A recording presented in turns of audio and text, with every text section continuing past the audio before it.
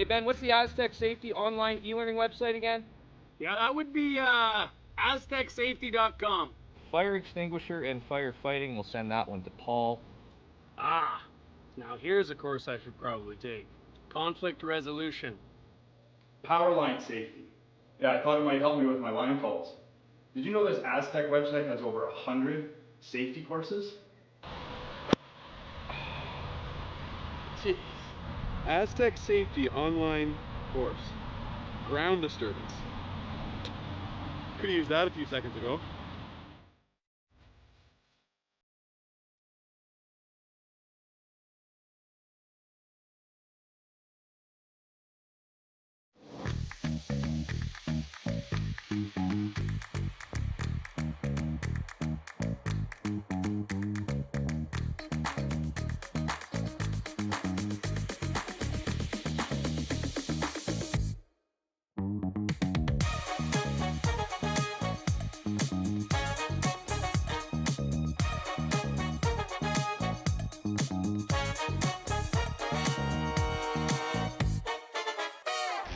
The 2025-2026 Grand Slam of Curling schedule is out, with big events happening all over Canada, like the Masters heading to London in September, the Tour Challenge from Nisku this October, the Canadian Open from Saskatoon in December, and the Players' Championship from Steinbeck coming in January.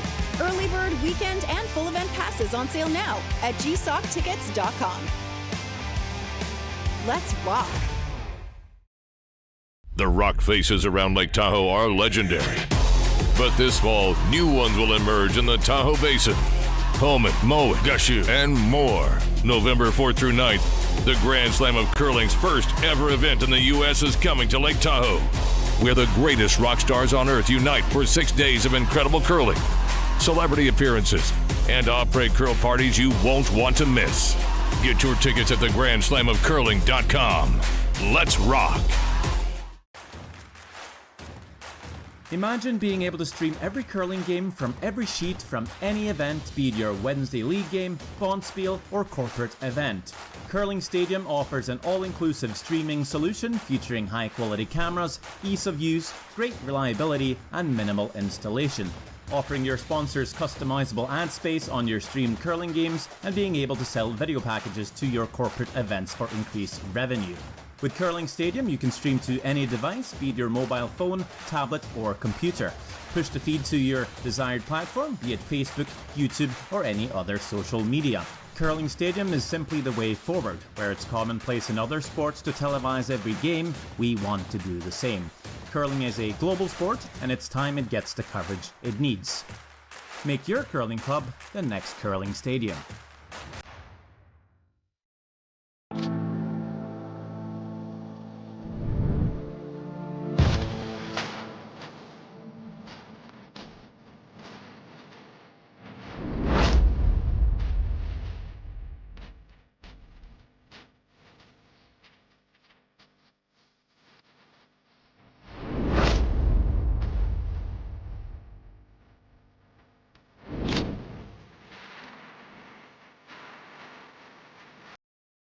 Welcome to therockshop.net, the official store for the Grand Slam of Curling.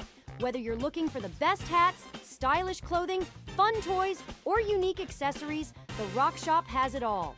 Shop online anytime at therockshop.net for exclusive Grand Slam of Curling gear, or come see us in person at your next event. Therockshop.net, where fans find their favorite curling gear. For over 20 years, the Sandwich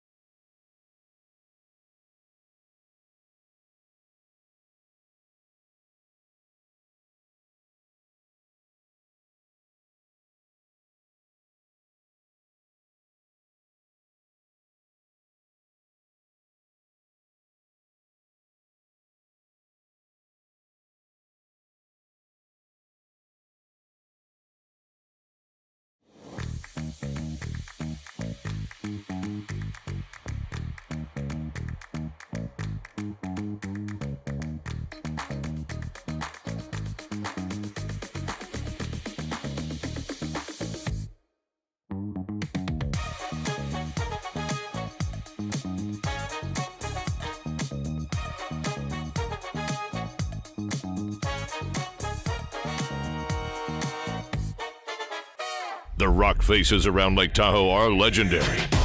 But this fall, new ones will emerge in the Tahoe Basin. Pullman, Moe, Gushu, and more. November 4th through 9th, the Grand Slam of Curling's first ever event in the U.S. is coming to Lake Tahoe, where the greatest rock stars on earth unite for 6 days of incredible curling, celebrity appearances, and off-parade curl parties you won't want to miss. Get your tickets at thegrandslamofcurling.com. Let's rock!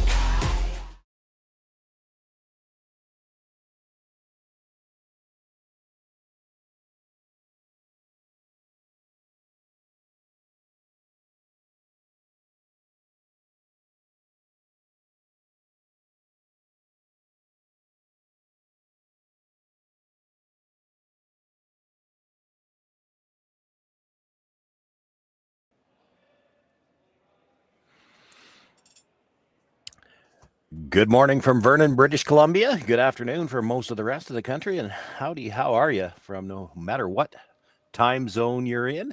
We want to thank you for joining us once again for continuing round-robin coverage from the Prestige Hotel and Resorts Curling Classic here in Vernon. My name is Sean Joyce. Round-robin action continues. We've got the feature matchup here on the Curling Stadium Network between Cameron Jong and Matthew Blandford. 15 teams began play yesterday, 3 pools of 5, round-robin play. Everybody has played 2 games already. This game in Pool C, both Blandford and Jong come in with records of 2-0, so both in strong position to maybe claim one of those, looking to hit and stay out on that corner. And early, this time sweeping for curl, does not want to roll out. You roll out here, you give them the chance to try to come around and get a deuce set up, and it will roll out of play.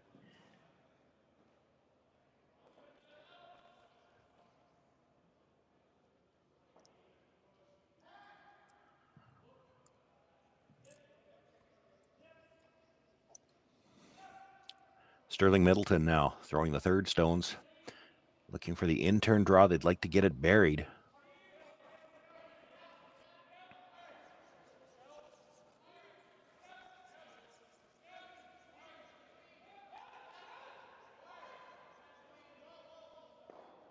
Just cleaning early. Waiting on the break. Still has a lot of room by the guards.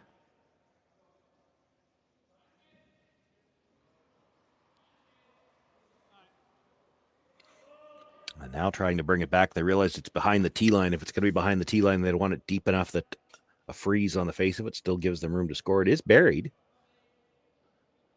but comes to rest back 8 foot.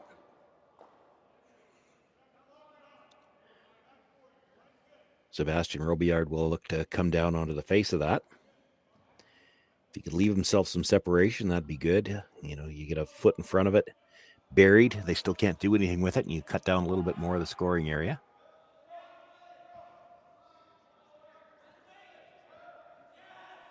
This looks like it's got better line. Boy, this is really moving. Is he going to get by? No, did not get by. Rubs off just that little bit less weight, and good weight for the draw. I mean, he had perfect weight for a come-around draw, but with that little bit less weight than what we saw with Sterling, it curls a little harder, and he rubs the guard. Does get into the 12 foot. It's a usable stone for Blandford, so DeJong's going to ask Sterling Middleton to make the play on it.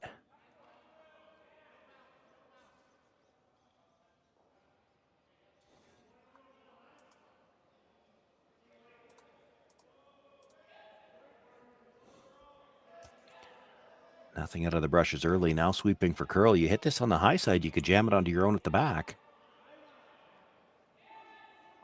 Makes the hit and will clip the back stone. Removes it from play, but the yellow does roll out as well. DeJong sits one just biting the top of the 12.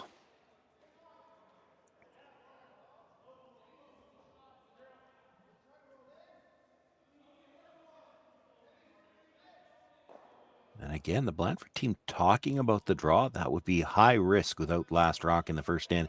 You can make the hit and roll off the blue stone that's just biting, get in behind cover, and you've got the force set up.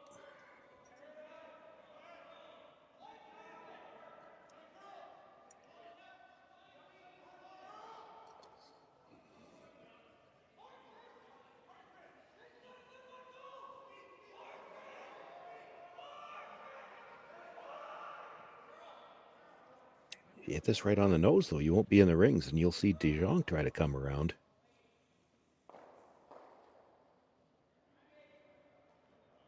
Well, he does take away the in-turn draw path.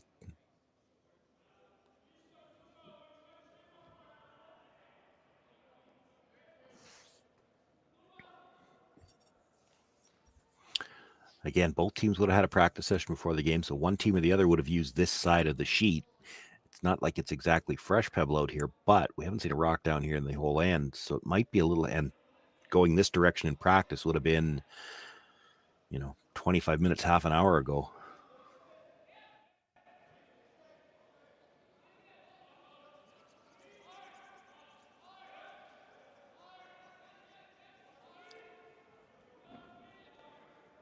They should have a pretty good idea on the line. The question will be, what has the weight changed since that practice going this direction?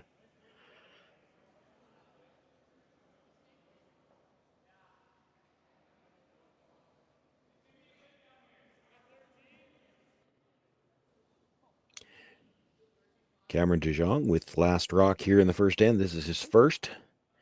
Attempting to come around the two yellow guards on the left side of the sheet as they come into the view here. He's got plenty of room by the guards. Brusher's not doing anything with it yet, but they're staying close. Yeah, this might be a little bit deep.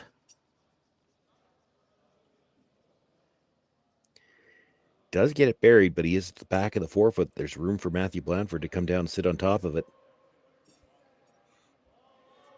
At the very least, he could set up a force here, and with a good freeze, might even be able to steal. He just needs to get, if he can get a sliver to the inside of that blue stone, he doesn't even have to be all the way down to it. I don't think you could throw enough weight to pass it through. Right on the T line, bite the edge of the button. You might steal here. Even with the dead freeze, it would take a very precise shot from De Jong, albeit he'll get to throw the same shot twice in a row.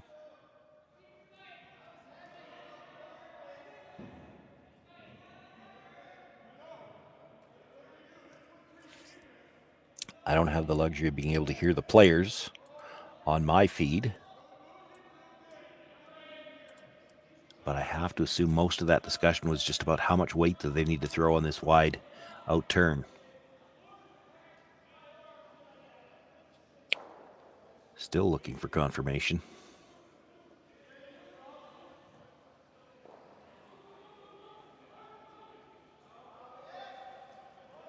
Final stone for Blandford here without last rock on the way. Brusher's down early.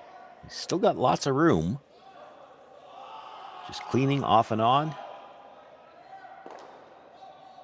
can tell the Brushers would like to go, but they have to wait on the line, and I'm not sure they had the judgment rate either. This might be strong as well. Is it going to stop in time? Definitely didn't get the line they wanted. It does curl, I think, enough that he's got shot rock, but there might be room for Cameron De Jong to come down, get to the inside, and he only needs to move it back a couple of inches to pick up a deuce here in this opening end of play.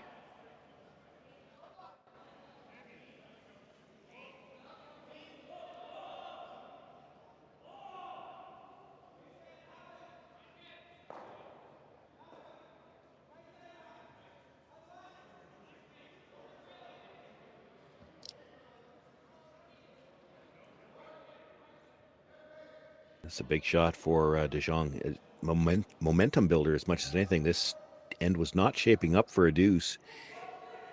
Even when his first stone slipped deep, it was looking like he was probably going to get forced. This is coming out of almost nowhere. Early indication from the Brushers was this might be a little stronger than what they had in mind. They're sweeping for curl now. He's got to get at least to the nose. Anything to the inside, he passes the back one for sure. There, last little bit of movement at the end. He passes it by the blue stone. Flops in for good measure. Put 2 points on the board for Cameron De Jong here in the opening end of play. He jumps out to the early 2-0 lead. Matthew Blandford will have last rock in the second.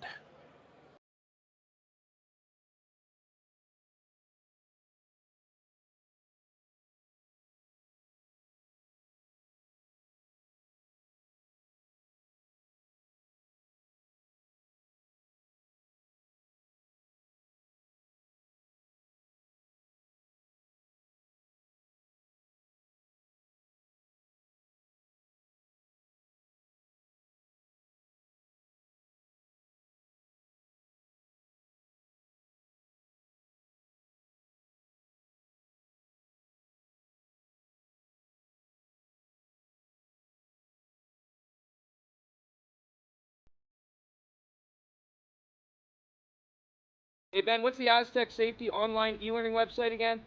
Yeah, that would be aztecsafety.com. Fire extinguisher and firefighting, we'll send that one to Paul. Ah, now here's a course I should probably take. Conflict resolution. Power line safety. Yeah, I thought it might help me with my line calls. Did you know this Aztec website has over 100 safety courses? Jeez. Aztec Safety online course. Ground disturbance. Could have used that a few seconds ago.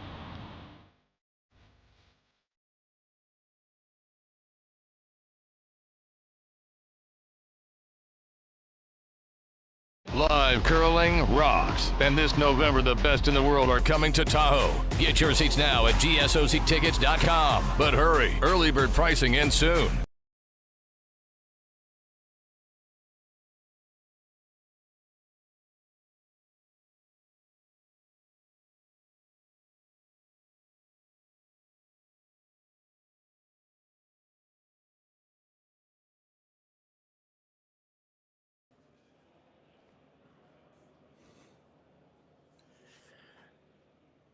Underway here in the second end as we return to Vernon.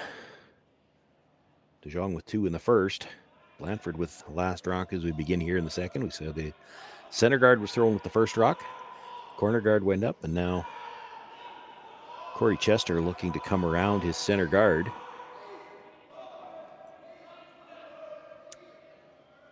For De Jong, it is Corey Chester the lead. Alex Horvath throws second.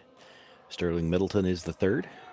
And of course, Cameron De Jong in the house is the skip. And it's not the first time I've had a chance to look at this team this year. And I keep thinking that Cameron needs an updated picture on his curling zone profile. He looks like he could still be U15 in his in his picture. And he's got the nice beard going. So that picture needs to be updated. Matthew Fenton, on the other hand, throwing lead stones for the Blandford team, just needs a picture. He doesn't have one on our profile page. Cody Johnson throws the second stone, Sebastian Robillard the third, and of course, Matt Blandford, the skip of the team. Looking to come around the corner here. He's got great line if they can get it there. Oh, just rubs. Well, I have to say, it looks like it's moving harder to the corner than it is to the middle because they've had a struggle to get around the center guards and get buried, but that one moved hard. Had good weight, too. If he gets by, they're in a great spot. As it is, that stone biting the 12-foot is available to be hit. Alex Horvath with the outturn.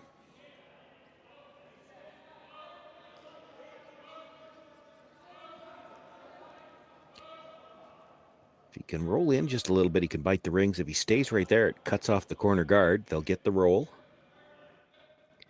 Sits 2. That was the 5th stone of the end, though. No free guard zone anymore. Matt Blandford can make a play on the center guard and could get 2 blues moving here. Might be able to get 3, but he did indicate they wanted to roll for a corner. I think if you hit it thick enough to roll for the corner, you're going to be fairly thick on the second blue. You won't touch the third.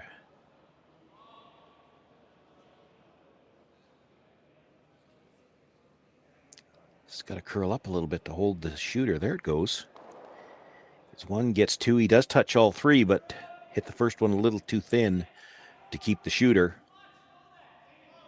2 blues go, and the other one keeps spinning all the way out the back. Just the 1 yellow corner guard left in play, and I have a feeling Cameron De Jong is going to ask for that to be removed.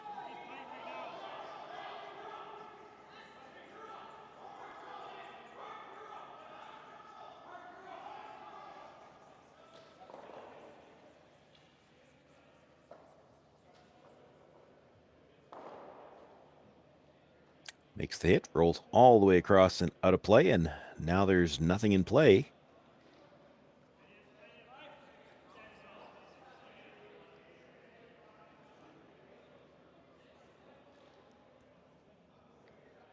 Cody Johnston being asked to make a draw to the corner, and we may see both teams content now to simply exchange hits and try for the blank.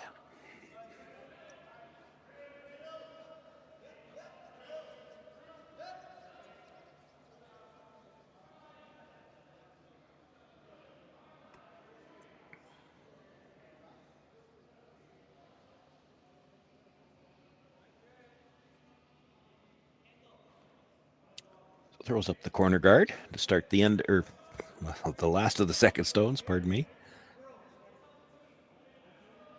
On to third stones now, and again, Jong looking to get rid of the corner guard. Might be able to roll into the rings off this one. Not attempting that. They're just going to try to roll to the boards.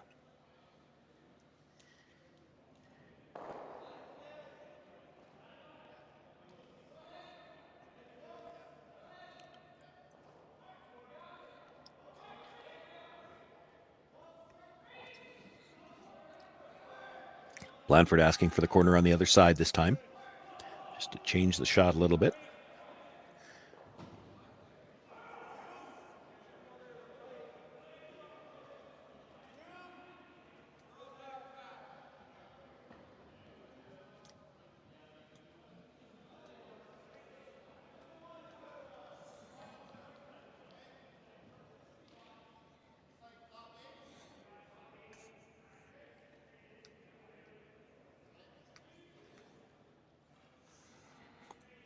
Will come in to bite just the top 12.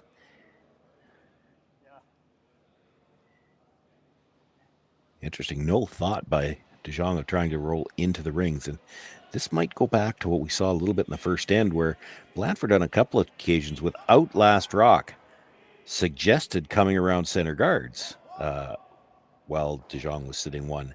Now, they didn't do it. They didn't ultimately do it, but it may have put the thought into Cameron's mind that this Blandford team is aggressive and they might come around a rock in the top of the 12-foot, try to score two. So he's not going to leave them that opportunity, not even playing the attempt to roll into the rings there.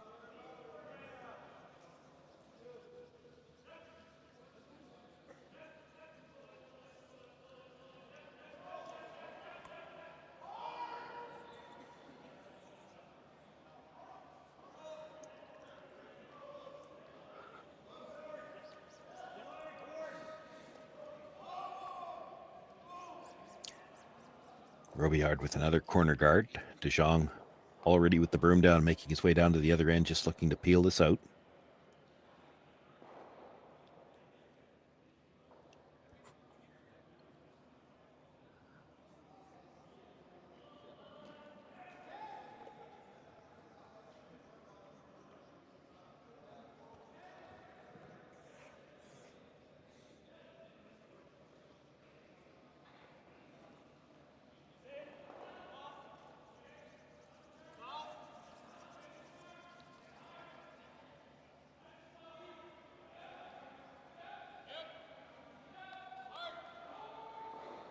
Brusher's just cleaning, makes the hit. He will roll to the divider.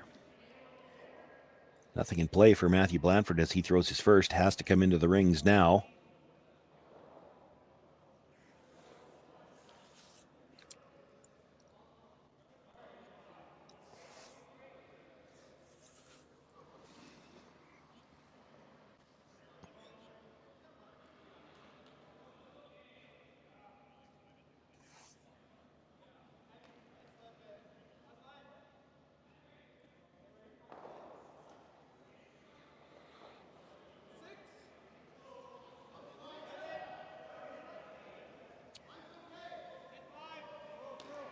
First stone for Blandford here in the second end. He does have last rock. Looks to be headed towards a chance to blank this end.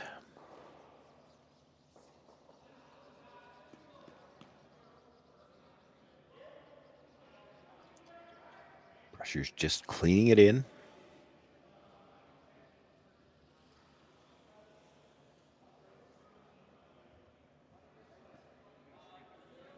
Come down to bite a corner of the forefoot, and Cameron Jong on his way down to the other end to look to remove this stone, probably trying to stay this time, just to force Blandford to have to make a hit and roll out.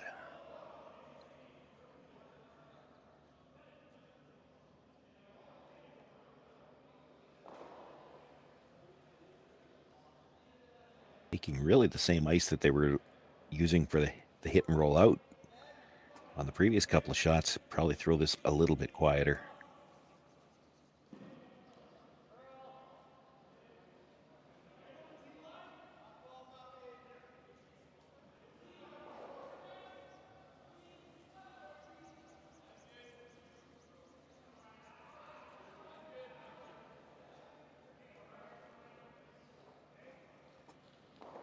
Does make the hit, stays right there.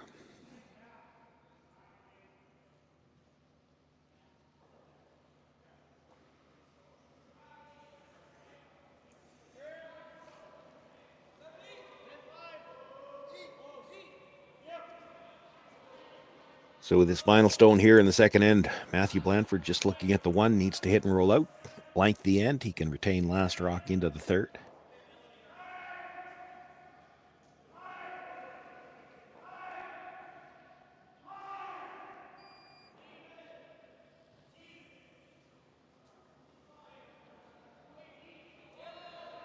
With the big weight, sweeper's close.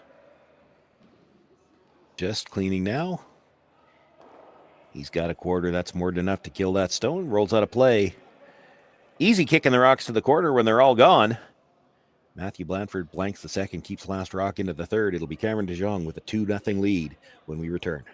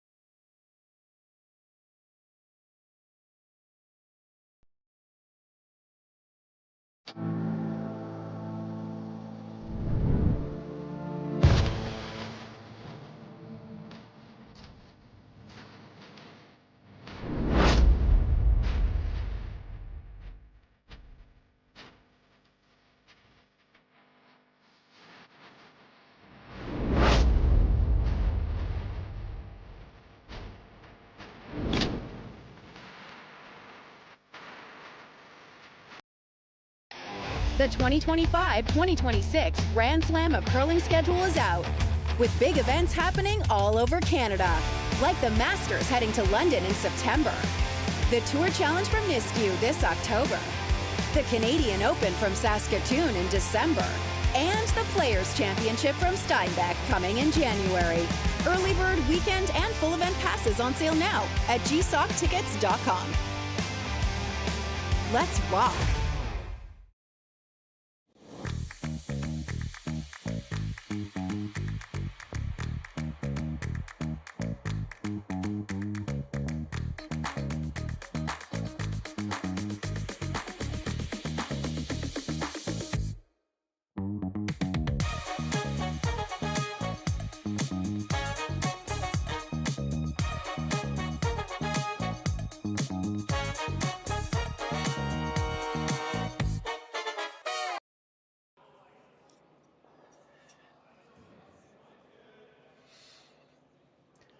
Still 2-0 as we begin play here in the third. First stone into the forefoot. The corner guard was thrown up. This is the third stone at the end, looking to protect that shot stone, and they would like to, I think, keep a piece of the center line. However, this might slide into the rings, so not in the free guard zone. Matthew Blandford have the opportunity to make a play on those Blues now if he wants. Could ignore them.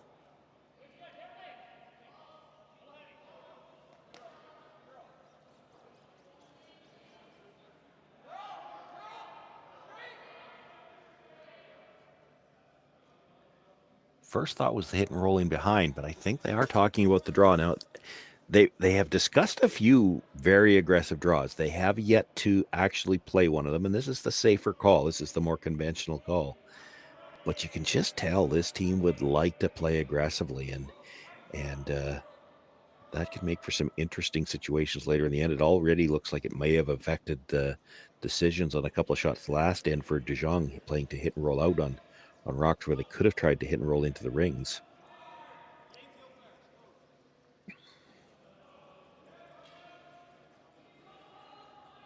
Boy, this is really curling on them. They were looking to hit and roll the other way. He's just going to get a thin piece. Maybe a little quiet on the weight. Might have been a bit inside. Does remove the blue stone, but his shooter will roll out of play.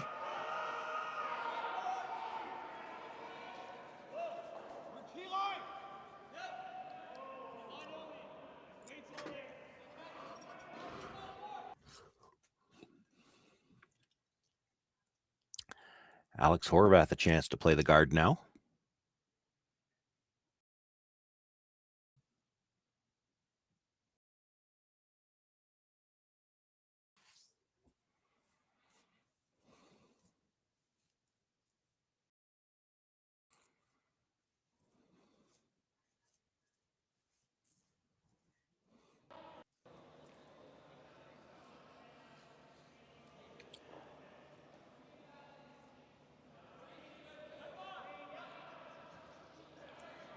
Apologies as we try to sort out some technical difficulties here.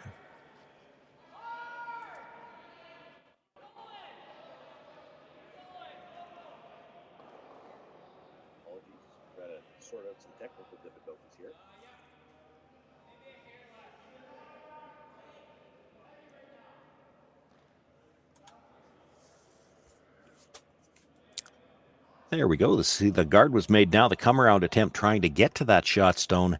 This is still on the outside guard. Is he going to get by it with just feather tick? May have been a little strong anyway. He does go by the blue stone, does come to rest in the back of the 8-foot, so it is second shot. And not the kind of stone that Jong's willing to ignore. Going to make a play on it, try to roll back behind the guard.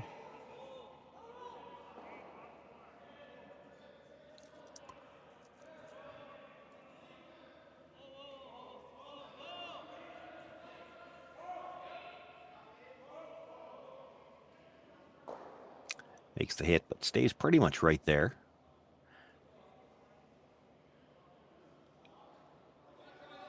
Leaves another opportunity for the Blandford team to try to get to that blue stone in the 4-foot. Interesting, looking at changing turns. He did not get the movement. They were looking on the in-turn side. He's going to play the out turn this time.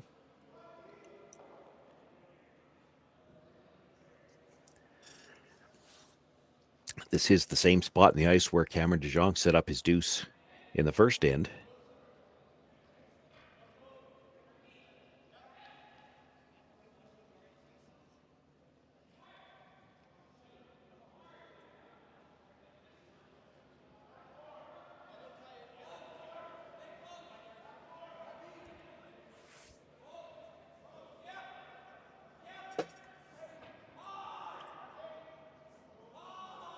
Matthew Fenton on the brush, trying to get by that front blue stone. Gets it by this time. Down to the face, nudges it back. Boy, what an outstanding brush. That just got by the guard.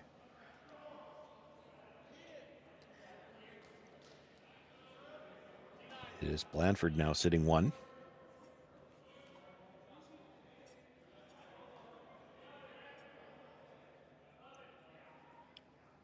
And DeJong asking Sterling Middleton, pardon me, to make the tap back on the Yellowstone.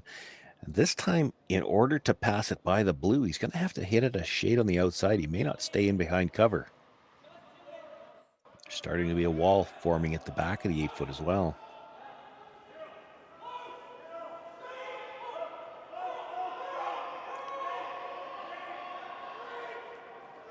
Pressure's indicating this might be a little quiet. Boy, they're really going to have to go to get this by. They did not get it by. You know, the brushers did the best they could with the communication, indicating it was quieter than what they had in mind, but they didn't get on the sweep quite early enough and rubs the guard. Blandford continues to sit 1. It is exposed now.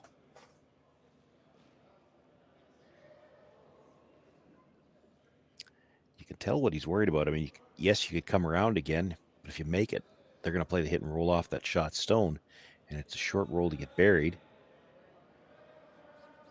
He's thinking about covering it. The guard got pushed over a little bit too much to try to Christmas tree it. That's the issue. If it had just rubbed it to the center line, you might try to come around and leave what we call the Christmas tree, where you can only see half of each rock.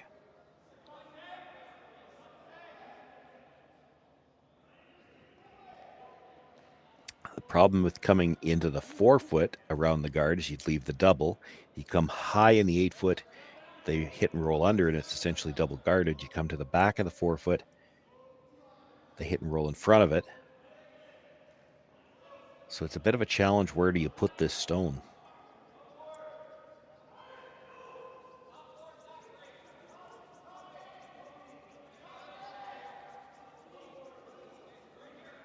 Curling nicely, but still plenty of room by the guard. And plenty of speed. It's got to stop for second. This is going to slide deep. And all the way into the back 12. It does come to rest in the rings, but fourth shot for now.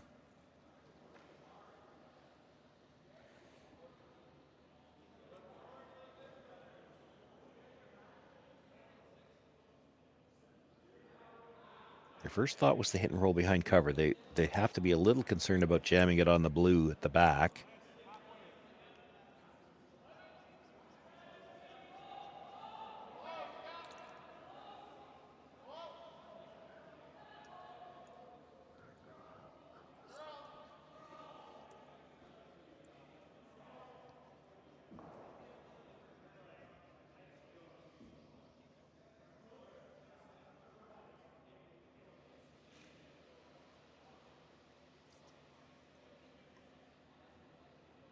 Sterling Middleton with his final stone to this end. Looking for the hit and roll behind cover. They're on the brush early.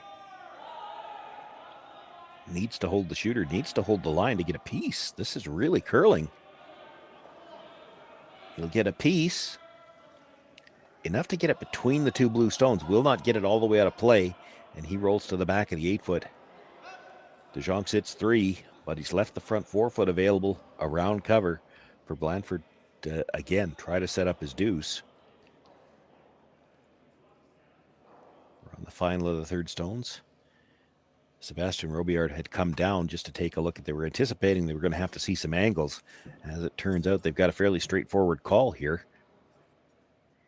A little deep on the last draw attempt. It's the same attempt.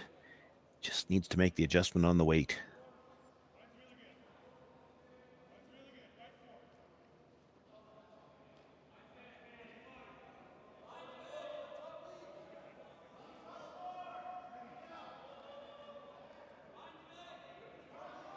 Both brushers cleaning, usually a sign they like the weight. They're waiting on a line call. He's got room by the guard. This is curling nicely. Now will it stop in front of the tee line? Oh, that's a really nice draw. Comes into rest. Full top 4. He is shot rock. He is buried. And it is a problem for Cameron DeJong.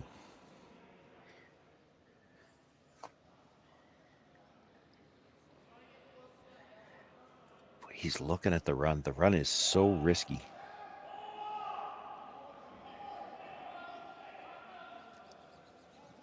The biggest risk I see on this run is if you hit it, you drive it back to hit the yellow on the center line side of the yellow rock. The yellow takes out that blue that's buried at the back of the 8.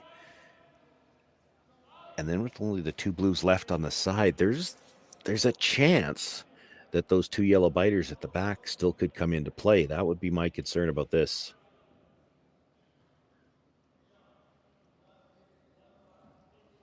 You ever lose your blue out of the back 8, the buried blue out of the back 8-foot, Blandford still has enough rocks left to try to deal with those 2 blues. He may simply come around again, but this is a risky shot.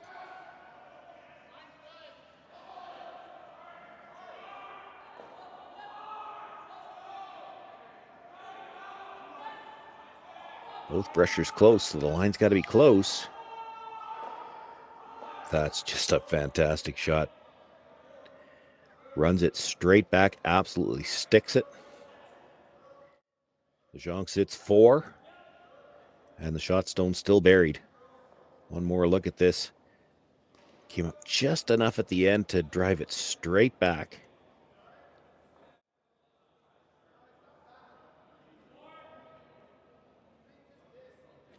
And now Blandford's in some trouble.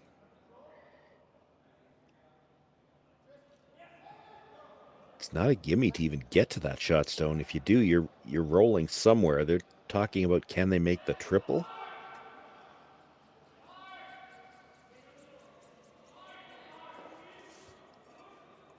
I'm Not sure the angle's right for that. You can touch all three. I mean, the angle's good for that, but I think if you're making the double with your shooter across the house, I think the first one looks like it's pretty close to a dead jam then. I'm also not convinced he can see enough to make that cross house double. Boy, it doesn't look like he can see very much from the hacks.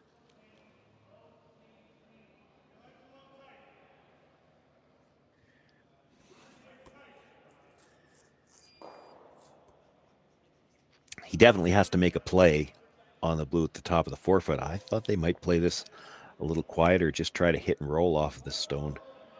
Get over in front of the two blues on the other side somewhere.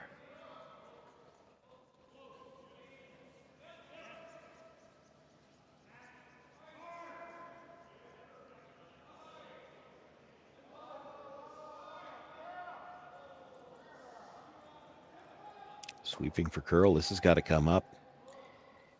Got to come up. He's got to get a piece. He's got to move this stone on his first one. And he will go right through everything without touching a stone. And now, if you're Cameron DeJong, where do you put this stone?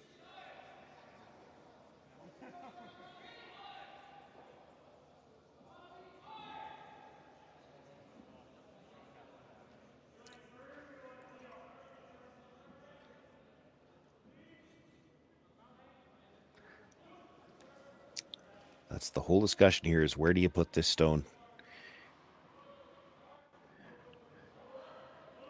Matthew Blandford has a tough shot right now. How do you make it harder?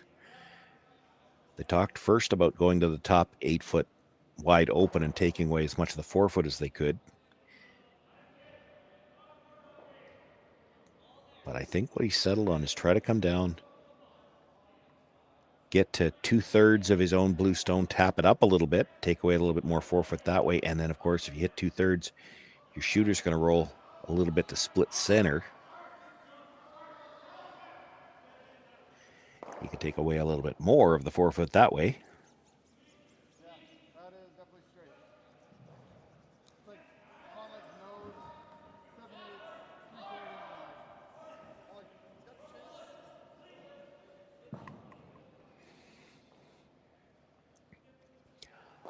Already sitting 4 here with Last Rock, or without Last Rock, pardon me, looking to come in, put some additional pressure on Matthew Blandford. DeJong with a 2-point lead already. Perhaps hoping to add to it with a steal here in the third. This is going to have to curl.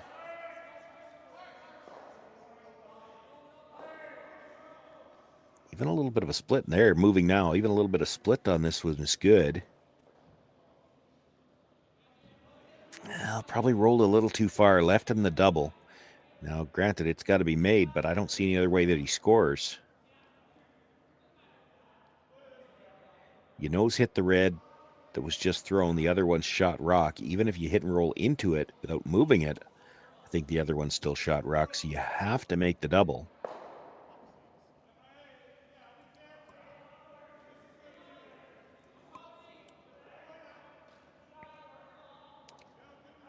Essentially throwing the same shot he threw on his first one now. He was looking to get to a rock that he could barely see on the first one. This one, he needs to hit the inside of the rock that was just thrown, come across and nudge the second one. Doesn't have to get the second one out of play, but he's probably going to have to move it.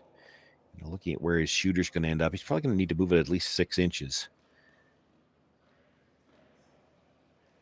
If he can get half a rock on the first one, it'll go easy. If he's a little thick on the first one, it's going to be questionable. And this is still backing up off the line.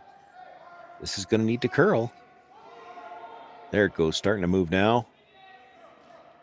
Makes the hit, does come across, nudges that second stone out of the 4-foot. Enough.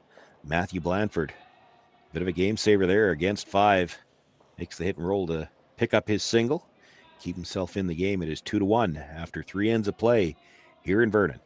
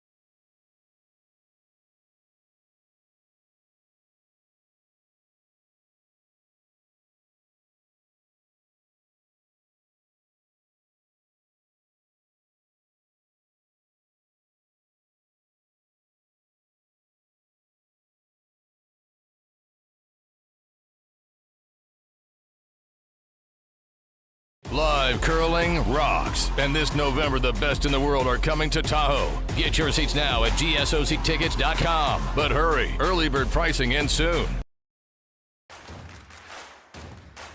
Imagine being able to stream every curling game from every sheet from any event, be it your Wednesday league game, bonspiel, or corporate event.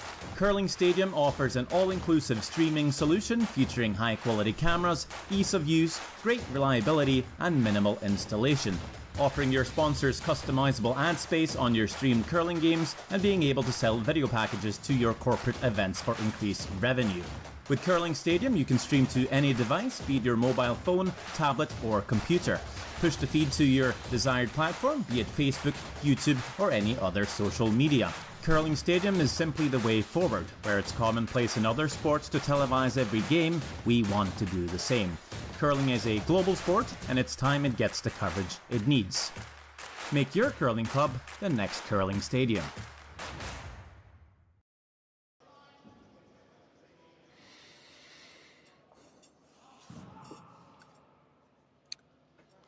Fourth end in a 2-1 game. Jong has last rock here again as we play in the fourth. Center guard went up. They come around it.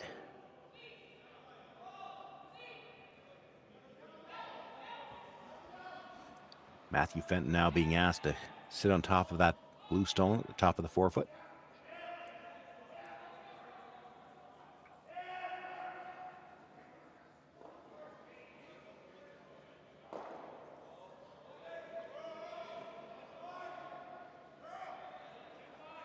This has got a lot of room.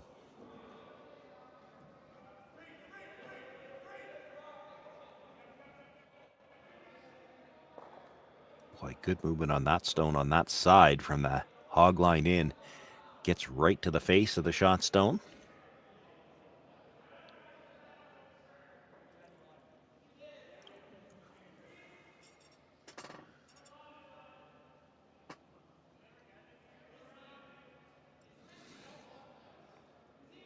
Corey Chester being asked to follow it down.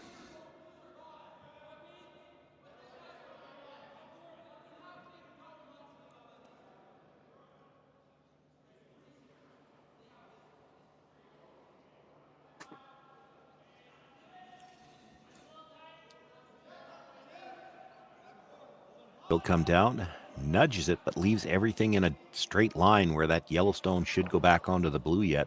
They were okay with the nudge. They just wanted to be a little bit off the nose one way or the other and line the first blue yellow up to go by the blue in the top of the button.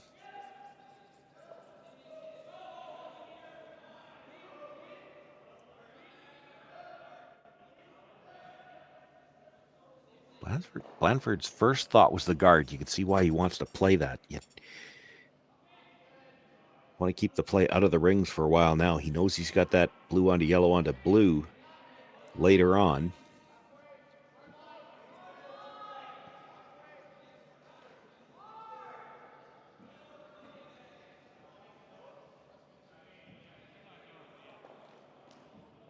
This is the fifth stone of the end, so after it comes to rest as a guard, Jong can start cleaning up guards, and he has played very conservatively so far, so I would expect, well, that one's going to overcurl a bit.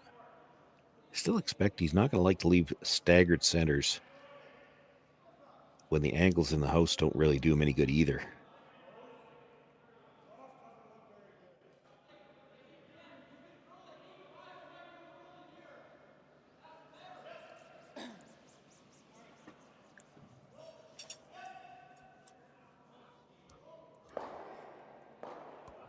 There was a quick discussion about how can they get both of these. You can probably get both of them. I don't know that you can get both of them and lose your shooter. You got to go pretty much straight back to get them both, I think.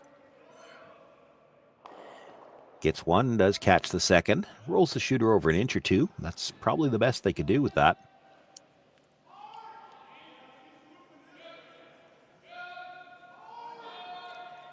Indication from Blandford. Try to throw another center guard, this time tighter to the rings. It'll change the angle around too. The stagger will be the other direction now, and it'll be a little risky for Jong to try to go after the double because they might run it into the rings, which would promote the yellow onto shot rock.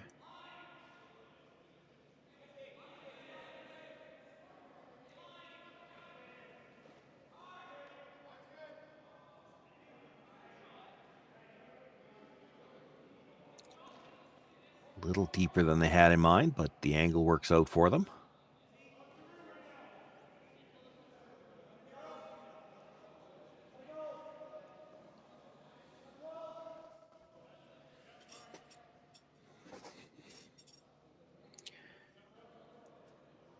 Oh, this is another risky attempt. They're trying to run this straight back. Blue onto the yellow that was just thrown. If you're ever a little across the face, you drive it onto the blue, and you'll drive blue onto yellow onto shotstone. That's a pretty good result. He doesn't mind losing that top blue, and it wasn't helping him. It's one less rock in the row now.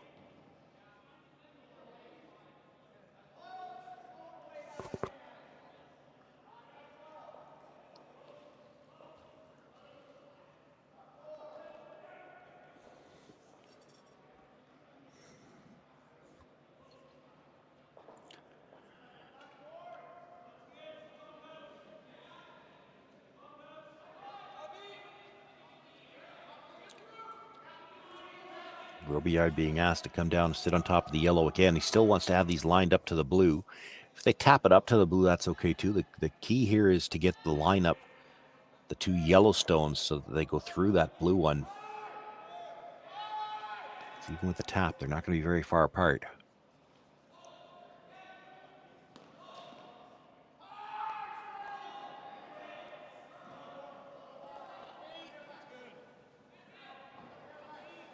A little stronger than they had in mind. He actually gets the double tap.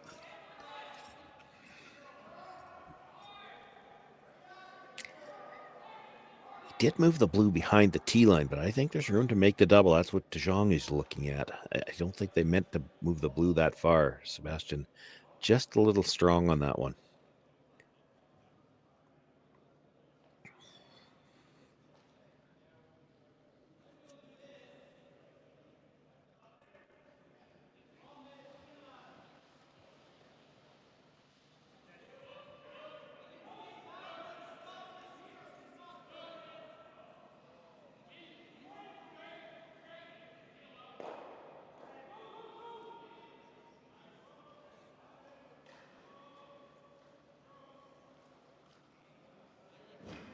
Needs to hit this just a little on the high side to get the double.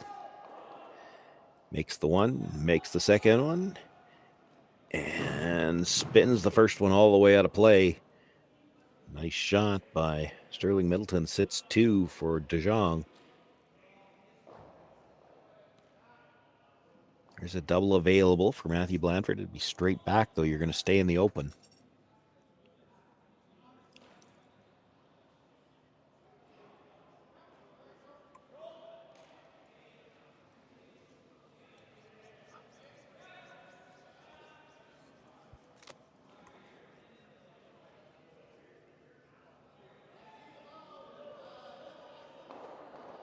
Makes the hit, catches the second one, does make the double.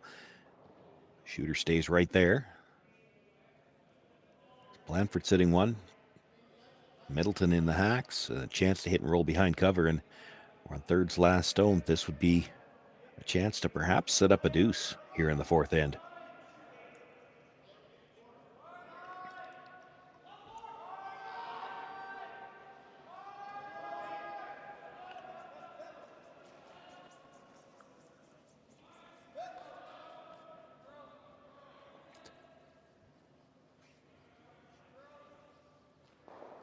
This is going to have to curl. Will not. They'll get the nose hit. Stays out in the open, and Blandford the chance to hit and roll under himself.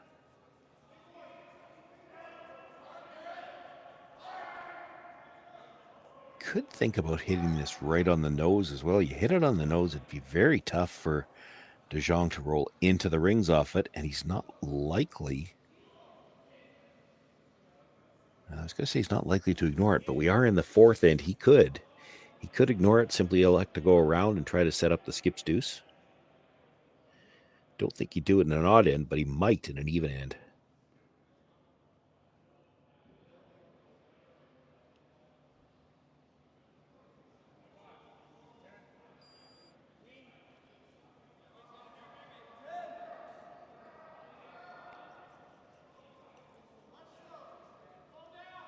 Has to stay in the rings, though. This is Still out there a bit.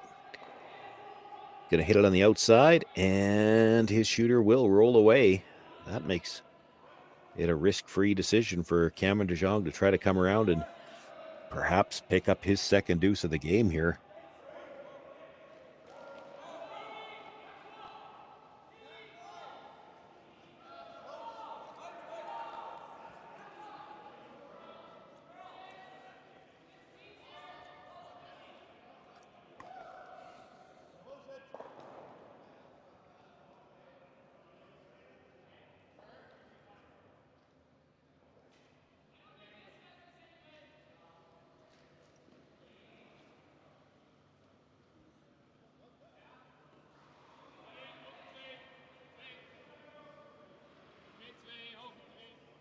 Both of these teams coming in undefeated, looking for a spot in the playoffs tomorrow. Cameron DeJong with the early lead and a chance to extend it here in the fourth.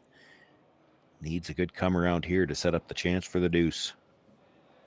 Out of his hand, the brushers, again, just cleaning, waiting for that line and waiting for it to start to break.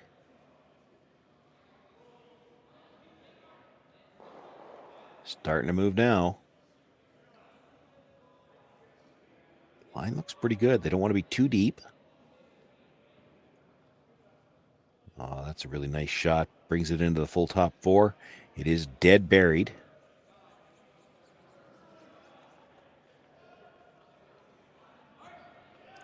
Blandford thinking really all he can do is just come down, sit on the face of that, and leave the rest of the 4 foot for Cameron DeJong.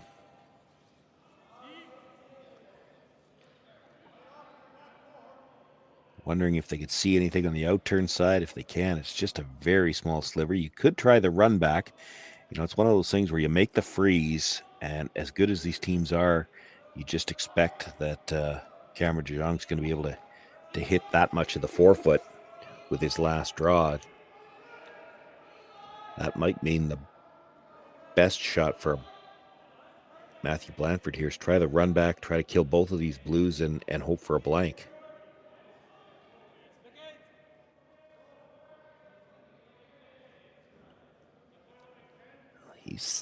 He's still thinking about trying to pick it from the outturn side. You can't see very much. They're going to elect for the freeze.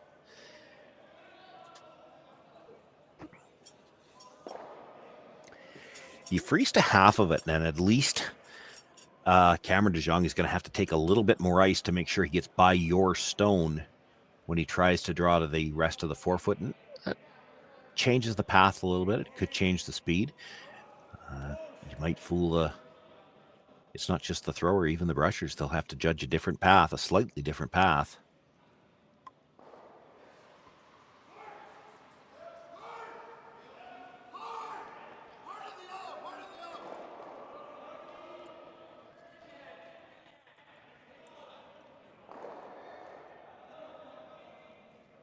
Early indication from the brushes was this might be a little bit strong. They can't afford to bounce off.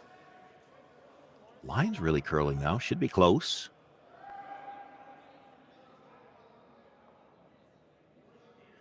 Nudges it back a little bit. That won't make any difference. The key was to keep the shooter about half exposed. You can't make a play on that because it goes on to the blue. And now you force DeJong to go a little wider to get past that yellow stone.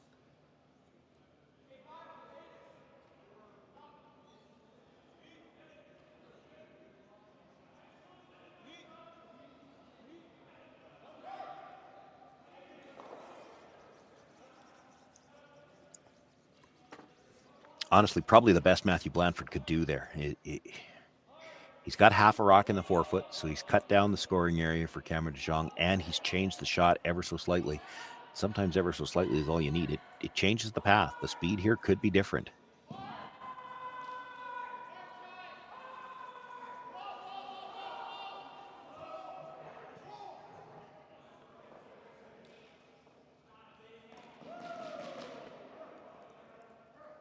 Final stone. Cameron DeJong with a 2-point lead. He's got one on the corner of the button now. A chance to pick up his second deuce of the game. Brusher staying close to this one. Just a clean brush for now.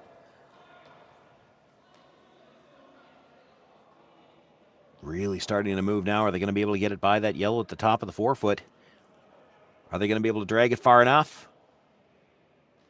They're by and deep enough. He puts it on a corner of the button on the other side. 2 more points, second deuce of the game for Cameron DeJong. He now has a 4-1 lead after 4 ends of play as he tries to remain undefeated here at the Prestige Hotel and Resorts Curling Classic. For over 20 years, the Sandra Schmirler Foundation has granted more than $9 million to hospitals across Canada for life-saving equipment for premature and critically ill babies. In the past 4 years alone, $4 million has been granted thanks to the curling community's incredible generosity. The need continues year-round, and with your help, we can ensure every baby has the chance to grow up and become a champion, just like Sandra.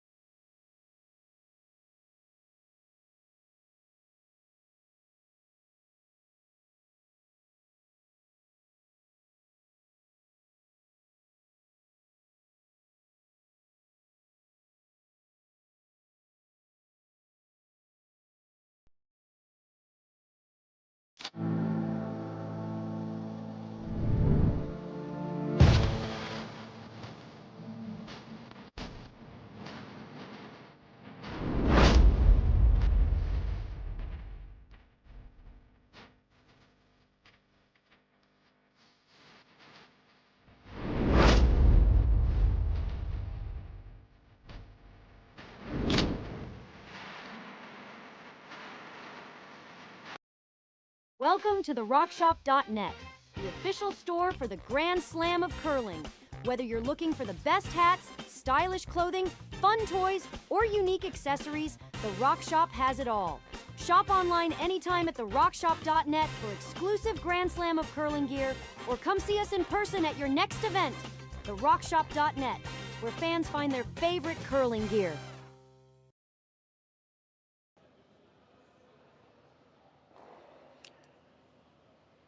Through 4 ends of play here, round robin action from Vernon. Both of these teams playing like they've got lunch plans.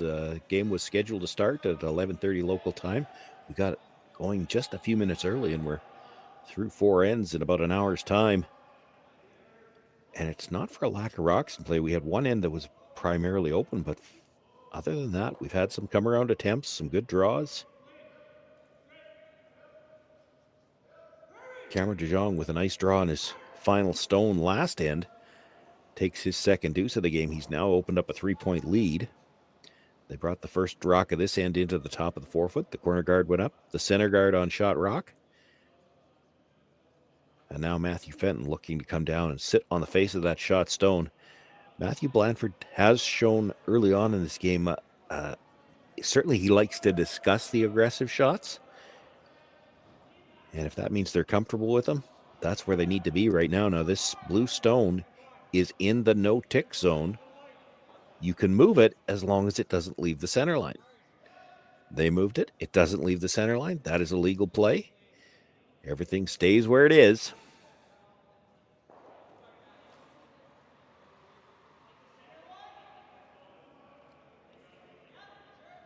It's one of those situations where it's hard to know which team's happier about that. Matthew Blandford not happy to have left a double guard, but at least he doesn't lose a stone, and he's down 3. He needs rocks to work with.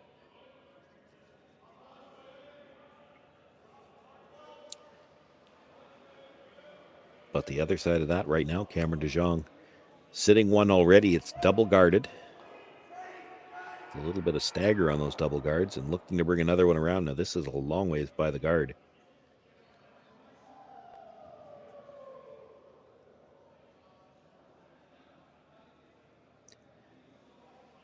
They did Did not get the line they were looking for there. That's going to leave a double opportunity for Blandford, and they can stay pretty close to right there. It'll open up some scoring room for them.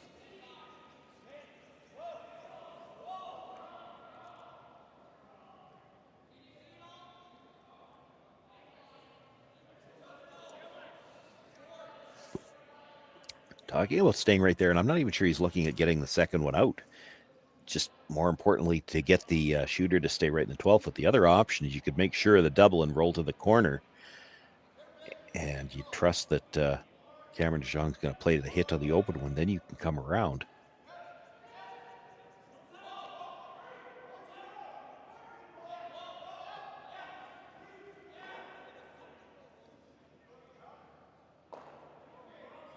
Does get the nose hit, drives it by the stone in the back, or in the top of the 4 foot. DeJong continues to sit one, but dangerous to go after that yellow.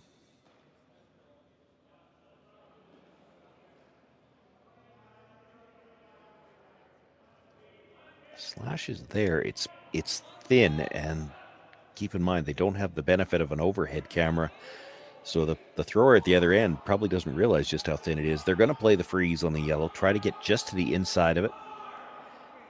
Leave the angle on the two frozen stones to go by shot rock.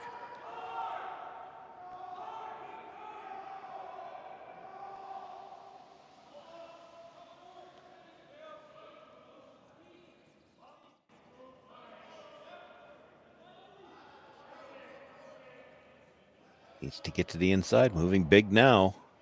Actually going to more than get to the inside. He's going to chip off it a little bit. Had a little more weight than what they had in mind. Taps it to the back 8 foot. Rolls his shooter under cover. DeJong sits first and third, buried. Second shot open at the back of the 8 belongs to Blandford.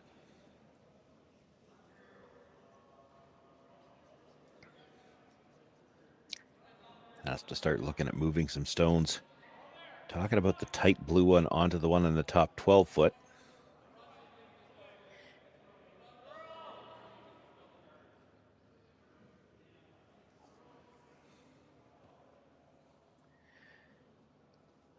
The problem with that is it leaves shot stones still buried.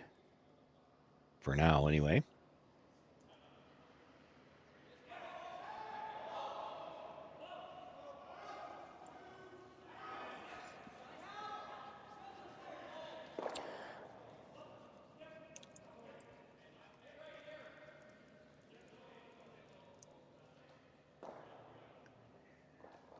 So not throwing with this with big weight. They're not really looking to kill the guard. They're looking to move the stone in the 12 foot out from behind cover and then have this guard come to the back of the house, something they might be able to freeze to behind the corner guard.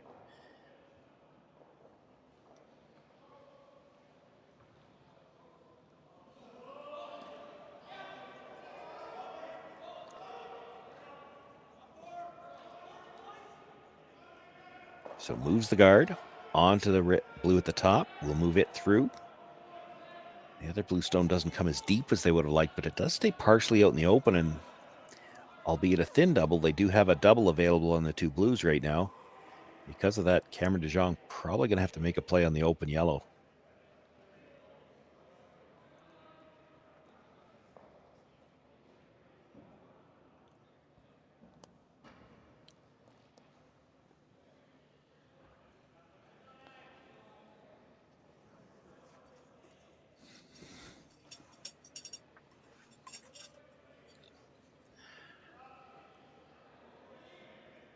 Sterling Middleton with the out turn. The indication early from the brushers, a little bit strong.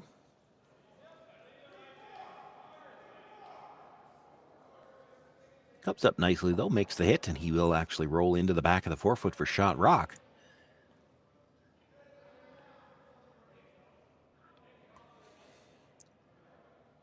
Blandford still looking at the double at the top of the house.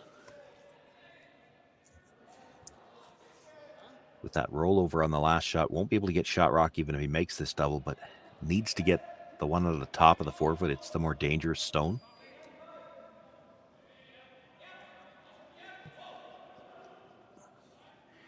Needs the double here. Gets one, comes across, gets the second one, actually off the back of the second one a little bit, and spins into the 4-foot. Still second shot. It is maybe just fully exposed. Jong thinking there's enough room to get to the inside and roll back under cover. This is a delicate shot, but it's probably there.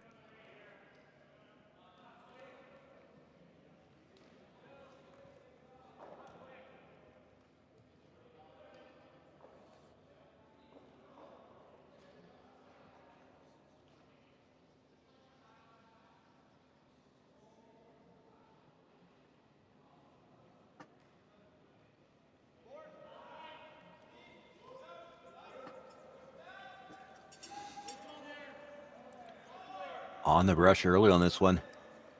Has to get by the yellow guard. Has to get by. And it's going to rub on the way by. Now, where does the shooter end up? Catches that second one, and Matthew Blandford maybe should have been up there. It might be biting.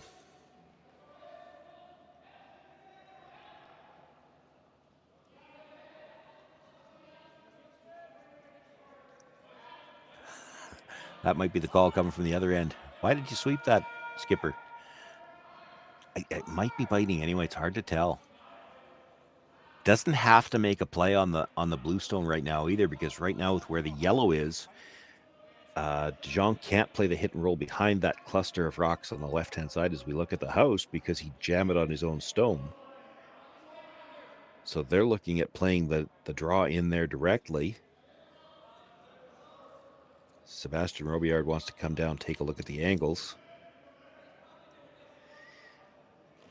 They make any kind of a play on the blue stone at the back, then De Jong can play the hit and roll off that stone at the top of the 4-foot. So they're looking at ignoring it now. The other option, Robillard talking about you play the hit and roll behind the blue, or with the blue behind the one single yellow guard. The only one De Jong can go after is that one at the top of the 4-foot. But if he rolls buried, you're running out of rocks to do something about it. I didn't mind Matt's first idea, which is just to ignore that stone and not allow De Jong the chance to roll behind the cluster. He's got to roll behind the one single yellow guard, which you could then run back.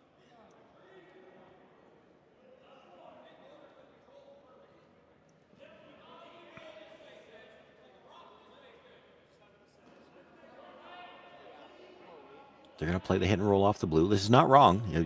You know, you're still forcing Cameron De Jong to make a good shot, but if he makes it, your end is kind of taken away. That's the risk you take, but you're putting 3 in play right away. If you make this hit and roll, your 3 is set up. You need Cameron De Jong to not make the perfect roll on his next shot.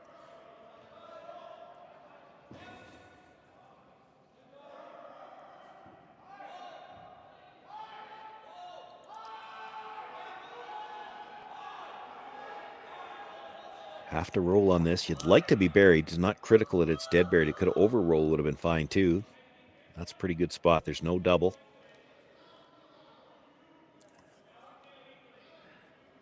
De Jong has a choice to make here. You try to roll behind the cluster on the left as we look at the house, or the right as we look at the overhead. You're probably not going to be shot rock. That stone at the back of the 4-foot is. If you ever don't get buried, Blandford has a chance to hit. Sit 3 again. If you try to roll towards that stone at the back of the 4-foot, you either need to be perfectly buried or dead in front of it, and neither of those are easy either. You still might not be shot rock. If he's trying to, the roll that he just indicated, if you're going to roll that steep and still stay right there, he's got to throw it really quiet.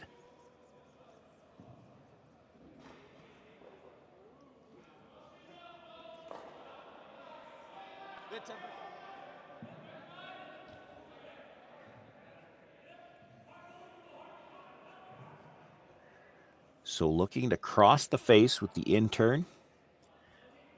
Hit it a little bit thinner, but then because you're throwing the in, you actually reverse the gear effect. You won't roll as far. So trying to use that that part of the gear effect to slow down his roll so that he can hit this a little bit thinner without rolling as far. Try to sit somewhere in front of that red stone and hopefully with shot rock.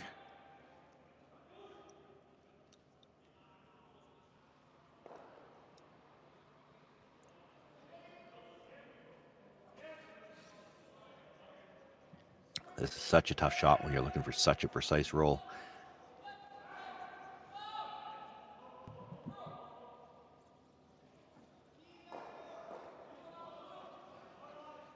Sweeping for a little bit more curl now. He's got the hit. He's got a roll. And will it spin at the end? No.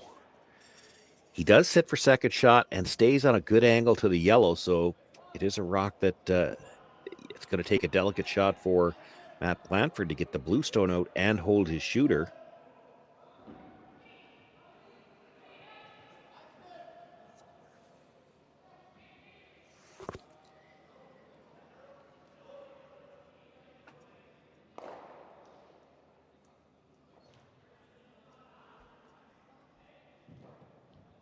Probably can only hit about a third of this to be sure that he passes it by the back yellow. And then he still needs to hit the, get the blue one out of the rings and hold his shooter.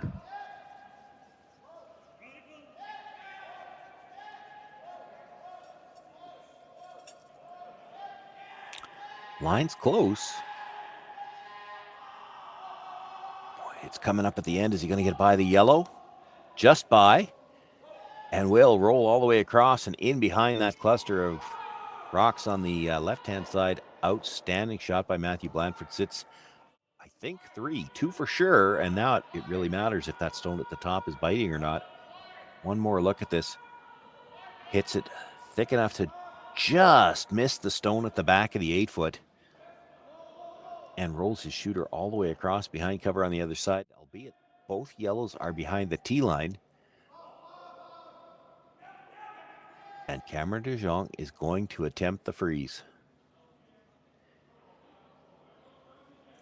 Well, this is certainly your way to get out of jail. You could take away all 3 of those yellow stones, but if you ever leave a chance for Matthew Blandford to get this blue stone out, definitely it would be for 3, and you could possibly leave him a chance for 4. He can see the shot stone enough to make a play on it, but then he's definitely leaving a shot for 3.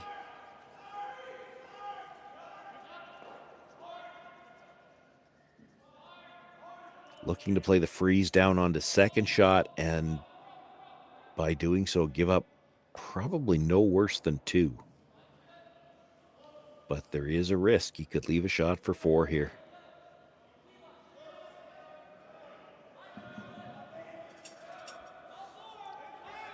Both brushers close. Waiting on the line. They've actually switched around now, trying to get some extra curl. He's got to get a piece in front of that yellow stone. Got to get a piece in front of it. He's got to get a piece in front of it. And he does. Boy, that moved just enough at the end. And actually, he's corner frozen and still shot rock.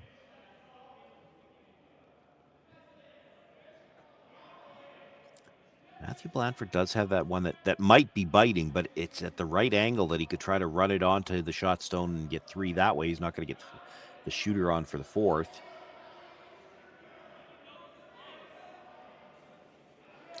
Can probably see 2/3 of that stone. Might be able to get to it with enough to at least get 2.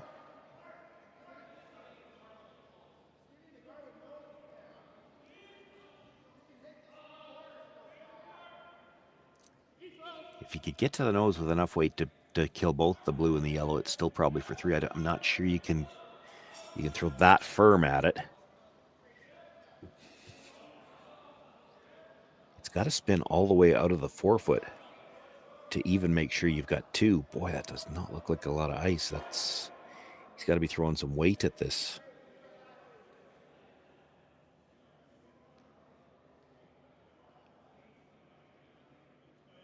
On his way down to the other end, I think he wanted to see what he could see from the hacks. So they basically had 2 shots already decided. They were either going at it direct or they were playing the angle run. Matt got down to the other end, and it just didn't look to him like he could see enough of the bluestone by the guard to make the direct play, so they're going to play the slash.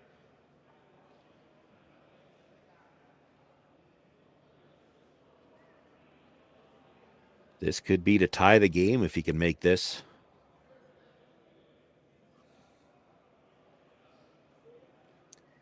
Big shot here. You make this, you're tied up. You don't make it, you're down 4 with 3 ends left to play.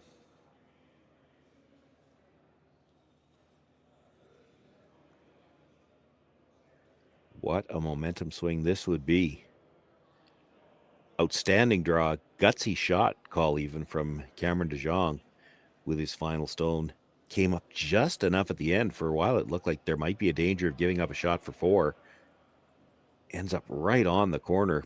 Couldn't have placed it any better. Matthew Blandford now with his final stone, looking to slash that tight yellow guard into the pile. Makes the hit. Oh, a little thin on the first one. He catches the blue, but also the yellow, and doesn't move it far enough. It will be a steal of 1. Just missed the line call. Cameron de Jong picks up another steal. He's got a 5-1 lead now after 5 ends of play.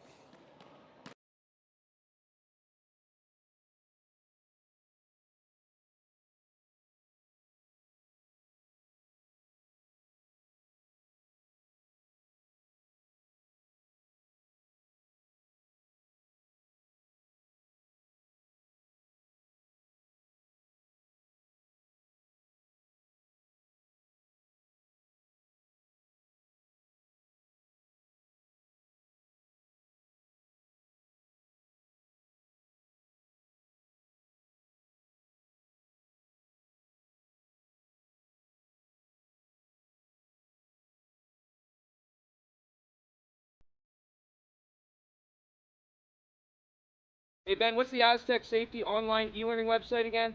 Yeah, that would be aztecsafety.com. Fire extinguisher and firefighting, we'll send that one to Paul. Ah, now here's a course I should probably take. Conflict resolution. Power line safety. Yeah, I thought it might help me with my line calls. Did you know this Aztec website has over 100 safety courses? Jeez.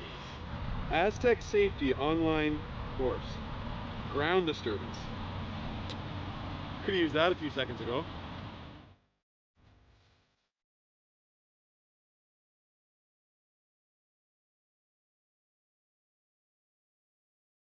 Live curling rocks. And this November, the best in the world are coming to Tahoe. Get your seats now at gsoctickets.com. But hurry, early bird pricing ends soon.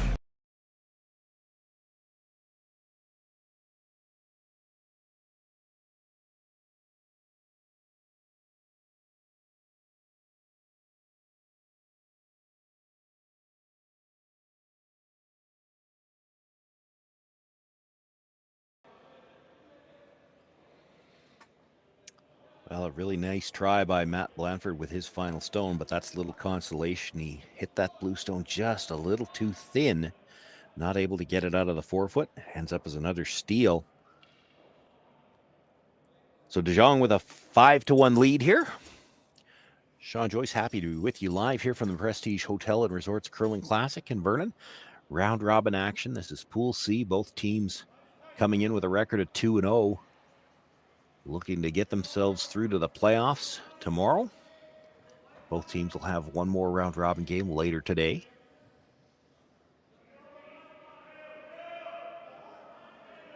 De Jong with a stranglehold on this one right now with 3 ends to play. It is still Blandford with last rock.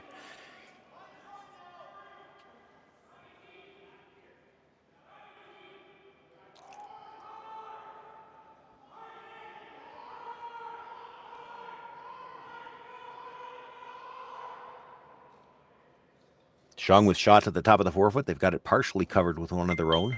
2 yellow corner guards up, and now looking to throw the 5th stone of the end into that middle again. I think they were looking to come into the rings here.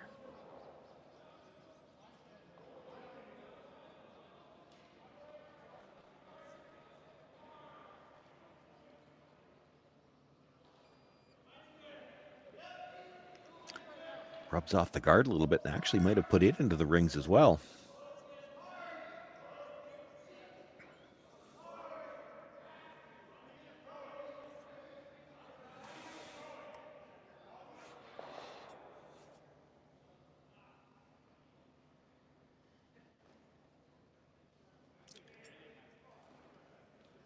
Chance for Cody Johnson to clean things up in the middle with one shot and perhaps get something rolled in behind the corner as well.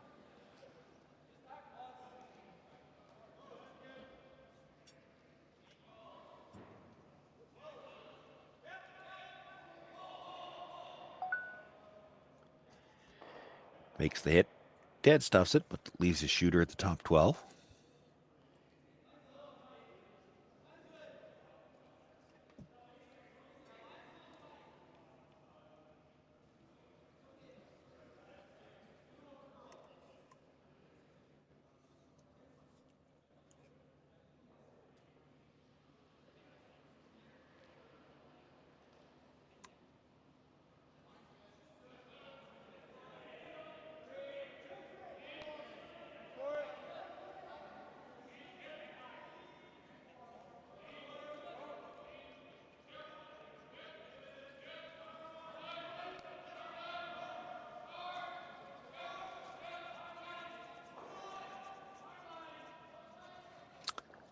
Makes the hit on the Yellowstone, rolls across, nudges his own again.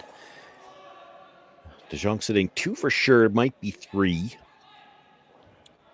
Matthew Blandford looking at, they can't see about 2/3, it looks like, of the shot stone. Might be able to hit and roll behind the corner.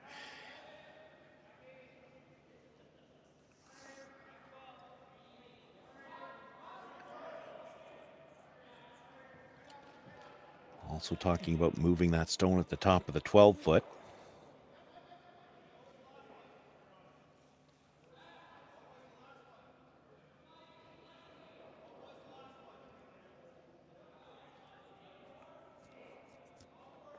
I think they've covered all the options. It's you play the hit and roll off the one in the 8, you split the one at the top of the 12, or they're playing the double straight back. And I'm not sure which one they settled on. They're definitely playing the stone at the top 12. I don't know if they're looking to push it behind the corner and roll to the corner themselves, other side.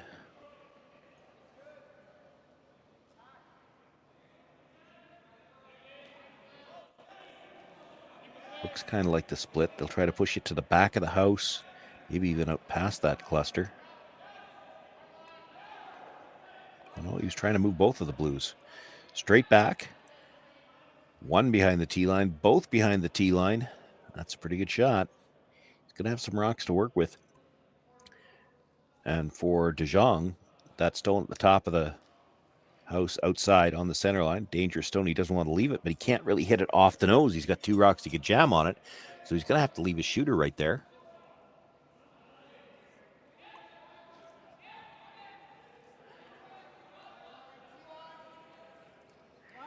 You can almost tell, seeing Blandford and Robillard standing at the back, they're thinking, okay, well, we're going to have rocks to work with, but now what do we do with them?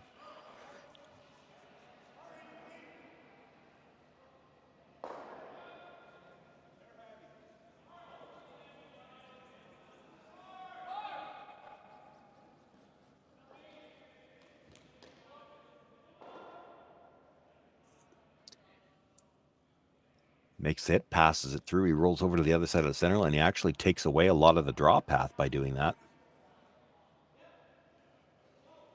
The shot stone is still accessible through the hole. You can play the hit and roll off that too.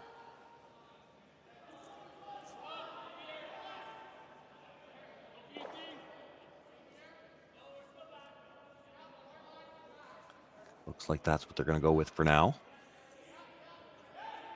They've got the wide intern to get to the second shot stone as well, with at least, well, probably at most draw weight, just try to freeze to the inside corner of it. So there's a way to generate a second one there.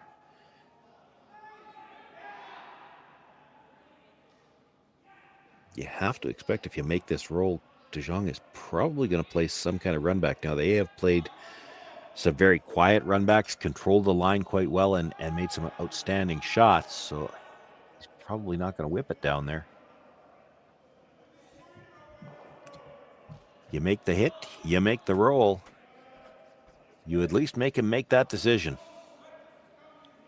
There is a port. It's a skinny port. You could pick the yellow and roll towards your own, or you play the straight back.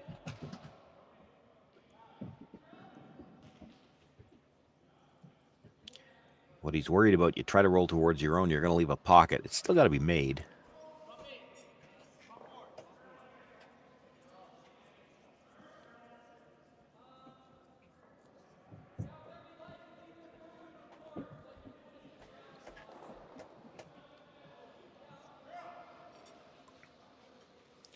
So opting to play the port with, it looks like, bumper weight.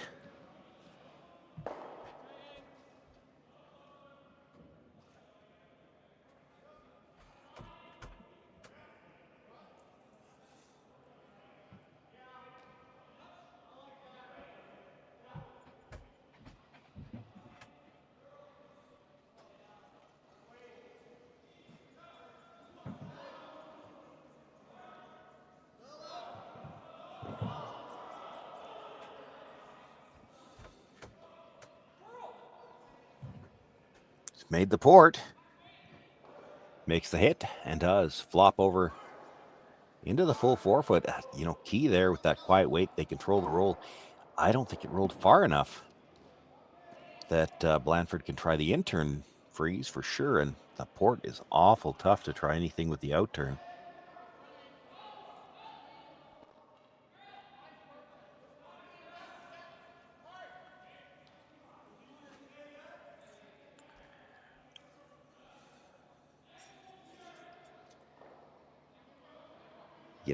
There might be room on the out-turn side to come between the wide corner guard and the blue close to the rings and get one in for shot rock. The problem is they need more than 1 point. So they're going to try to play the yellow straight back. You're going to have to, at some point in time, deal with that blue stone at the back of the 4-foot. And it's not real easy to get to it from either turn. So they're looking to drive this almost straight back. You got to get it just by the one at the top of the house. I don't think it's biting, but just by that stone and try to clip the one out of the back 4-foot. Maybe have it roll in front of the one at the back 8. Even if you double those two would be okay. Move them both. Not going to throw a lot of weight. Got to control the line here. Inside brusher has been down all the way. Cannot afford to overcurl this. And it will. And because it did, it will drive it right by both of those stones. Does hang around in the back 12, but now the yellow-blue at the top overlapped slightly, and there's no way to get into that 4-foot area with enough weight to move that blue stone out of the back 4.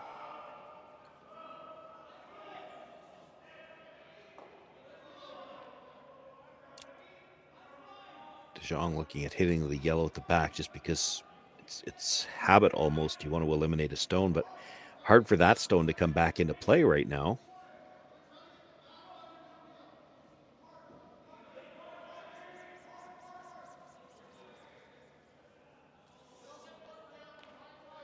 Thinking about the out-turn draw, and there's a couple of things that you can get out of this. You don't want to be too deep. Top of the 8-foot is good. It also would take away any kind of angle slash on that yellow corner guard on the right-hand side as we look at the house. Left on the overhead, it's out on a lonely island out there, but it's the only rock he's got right now, Matthew Blandford, to try to drive into that shot stone. You might be able to make this draw once, like I said earlier, but I don't know how you'd ever get 2 around here. And with Cameron DeJong playing it first, if he can pull this into the top 8-foot and take away the angle on the slash, Matthew Blandford going to have a hard time scoring at all this end, and he really needs to try to generate 2.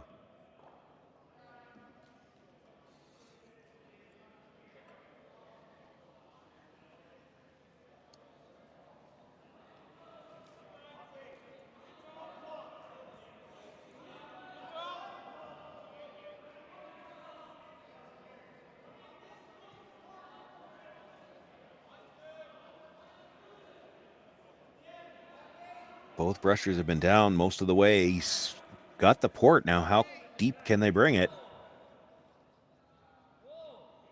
He's got really nice line. Stops full 12-foot. He does sit 3. And he's taken away the angle on that yellow into the house.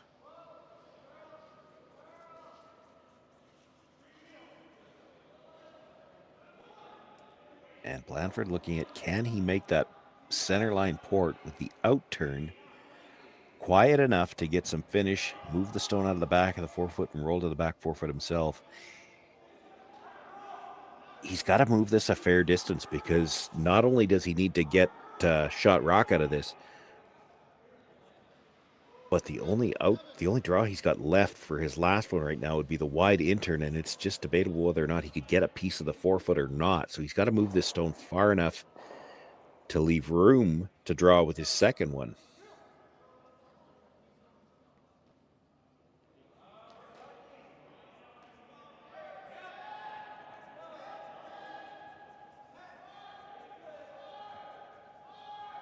First has to make the port. He's close. He's real close. Might have to curl a little bit to get off the first one. No, he's got the hole. Now, how far can he move the blue stone? They had to wait on the line. He taps it back about a foot.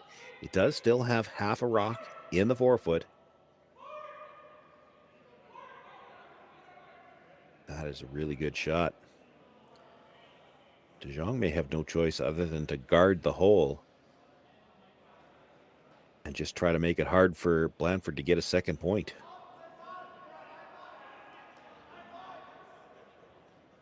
I think that's what they're looking at. Just plug the port. Say, okay, Mr. Blandford, you made a great shot. We'll give you one. But how are you going to get your two?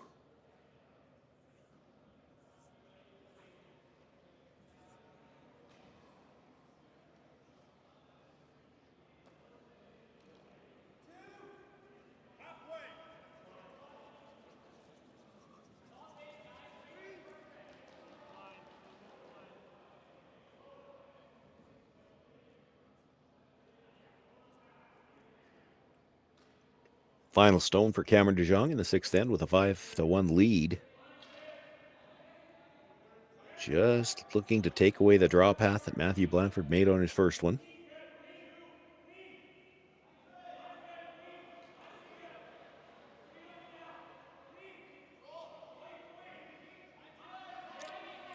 Does everything he needs to with that. And that should leave just the wide in-turn draw, and will it curl enough? That's the question. You look at it from the view facing the house, you definitely have to overbury that yellow guard by half a rock to get enough of the 4-foot.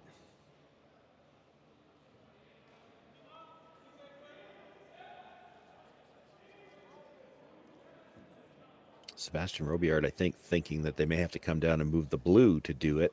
Well, now you're looking at curling that far still, and it's got to have extra weight.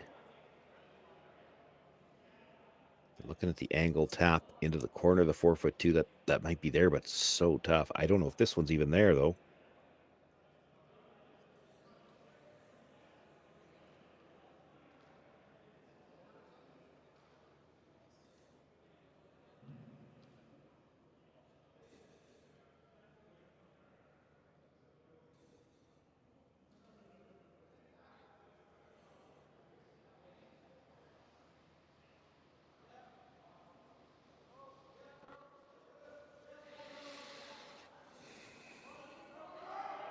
I'm with Matthew on this. He's looking at this, and you can look at it all day. I'm not sure the shot's there. Robillard keeps pointing at it, but you can point at it all day. I don't know if you can get there. And tapping the blue stone is harder still, because then you have to throw extra weight and still get the line. This would be a tough shot if the yellow guard wasn't there. And it's kind of in the way.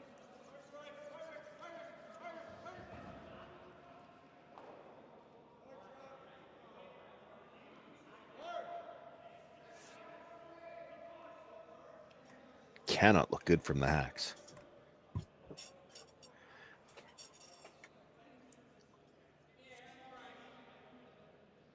Thing that's hard to tell is if you sat right on the corner of the yellow stone, it's hard to tell if you'd even have a second shot. I don't think you can come right beside the yellow. I think you got to get a piece on top of your own if it's a straight draw. This is tough. Matthew Blandford, final stone. He is sitting one. Desperately needs a deuce here in this sixth end. Gonna have to be tight by the guard, first of all. He's got room. Got a lot of room. Starting to curl now. This is a long ways out. He's going to get to the nose of the one at the back. That's not enough. It's only going to get him a single point. Cameron de Jong with a 5-2 lead after 6 ends of play, and he will have last rock once again in the 7th.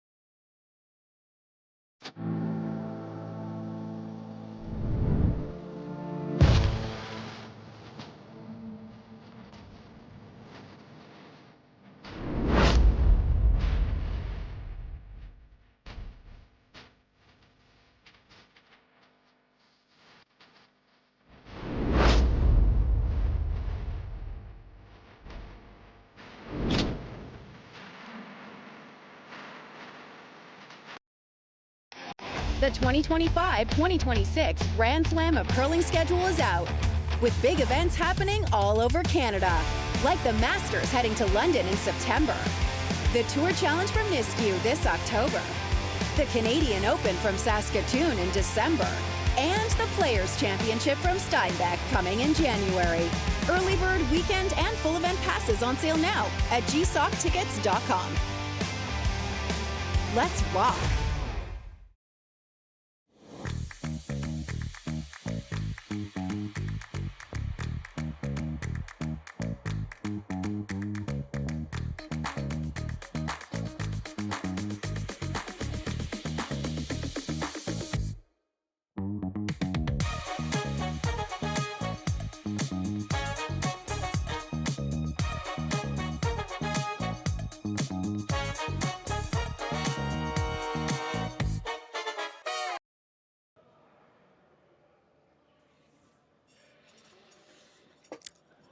Well, no secret what the teams are going to have to try here. De Jong with last rock would be happy to score one here, take the 4-point lead back. Blandford's going to have to try to steal a deuce somewhere along the way. 3 points down, 2 ends left. He's not going to have the hammer again.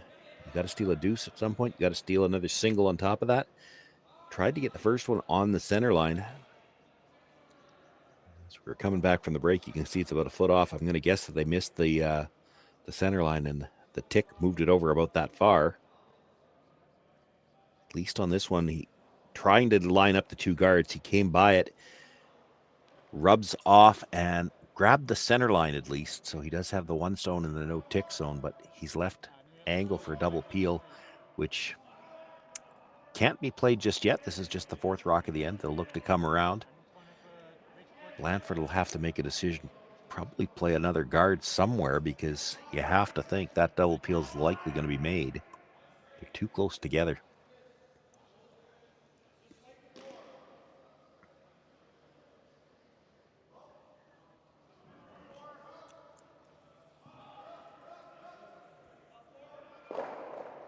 Come around made to the top of the 4-foot. You could sit on top of that. That'll be the call.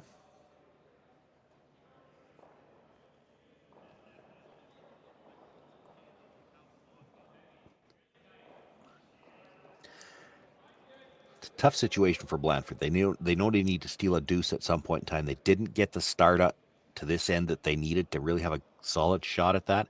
So I think you probably have to make your decision. Okay, we're just going to pull out the stops and try to steal one here, and then try to reset and get a better setup in the next end. And still going to be a tough situation, needing to steal 2 just to get to an extra end. But hard to do that here now without some kind of a blatant miss. half shot probably doesn't get it for you now. The setup in front's not good enough.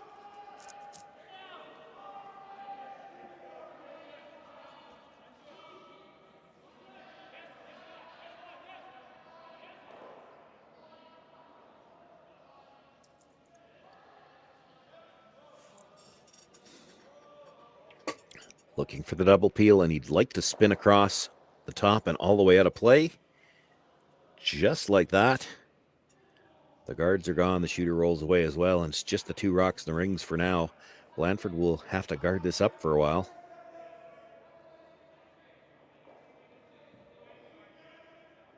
Blandford will continue to throw guards. Jong will continue to peel those guards. And then at some point in the end, Matthew Blandford could wait right for his last one, but if he waits for the last one, Jong might switch gears on him the shot before that.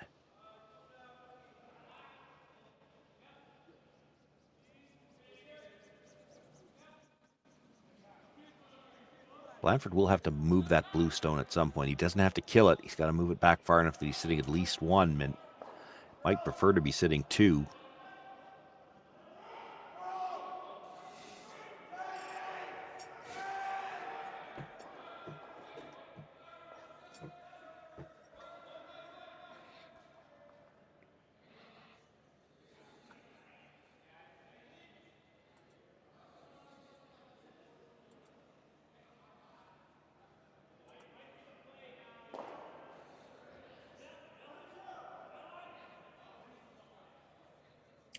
The peel made. The shooter rolls out of play. Blandford will throw, you have to think, at least two more guards. He might have to make a decision on the rocks and the rings with his first stone.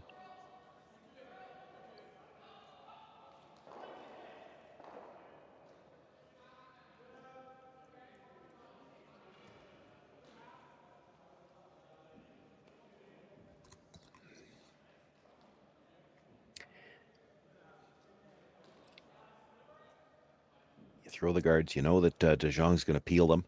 Then Matthew, this first one, probably tries to tap yellow onto blue, tap the blue behind the tee line. And it's going to have to be well into the back four to make sure you're sitting shot at the top four. Leave the yellows lined up to the blue. You're hoping for something to jam, and then you can guard with your last one and maybe get the steal.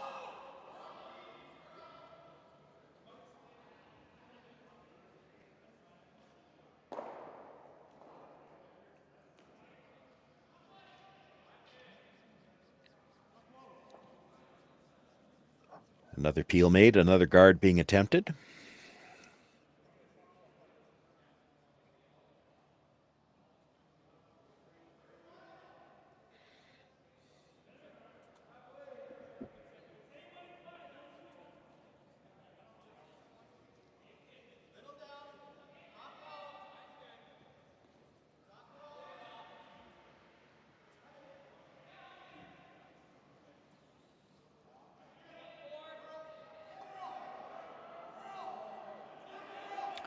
Another peel expected. And it will be decision time.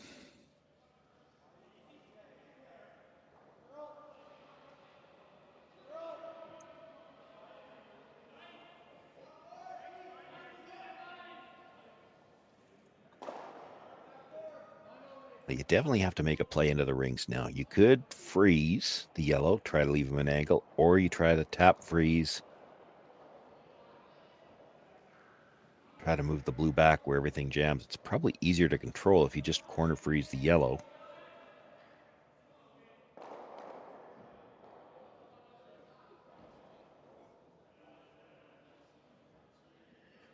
Talking about coming behind those two stones as well. That's a tough shot.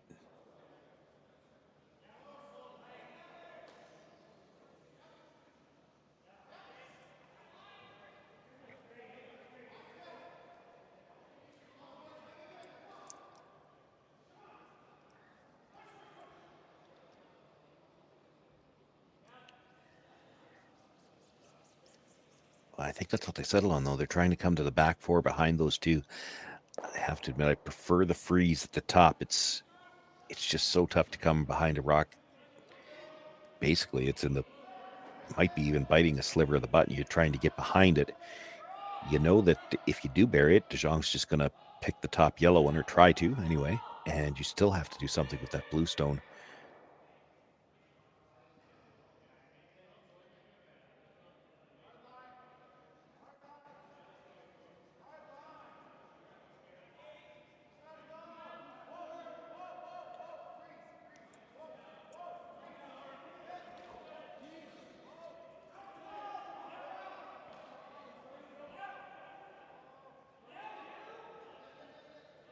It looks like they were playing the freeze all the way. That's a good shot, good call. Talked about the draw to the back of the forefoot, and I thought they were tapping the ice there, as that was going to be the call. The problem for DeJong now is you want to blast something, but you're going to lose your blue when you do. You know that Blandford's going to guard it somehow. As long as you get the top one out, it's probably not any worse than a single.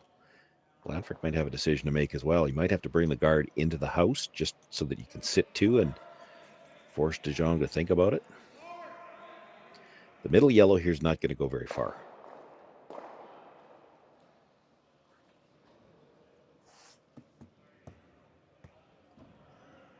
Top yellow should leave. The back blue will leave.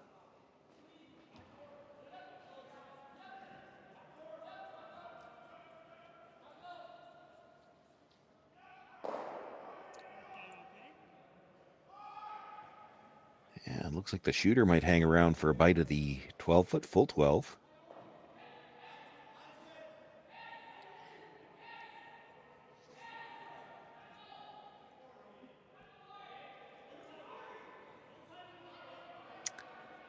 Blandford looking at playing the tap.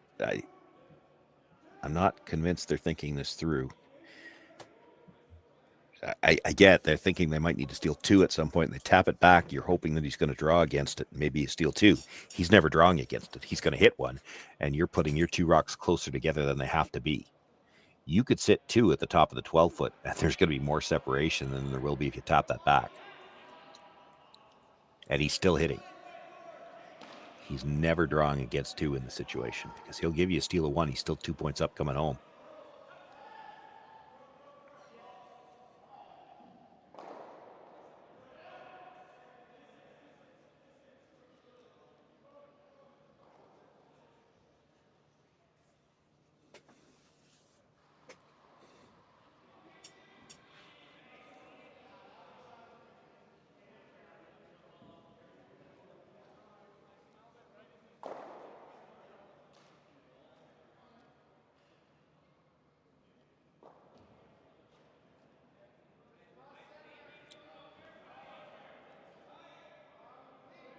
So Matthew Blandford here with his final stone. Looking to set up a steal.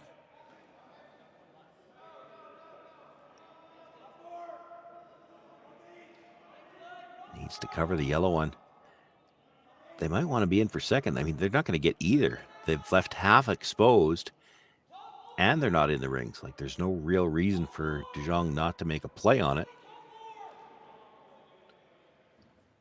Not going to be quiet here. I guess there is some risk. I mean, if you ever got tight to that yellow, if you just wicked it, you could put it into the rings or even into the blue one on the corner of the 12-foot.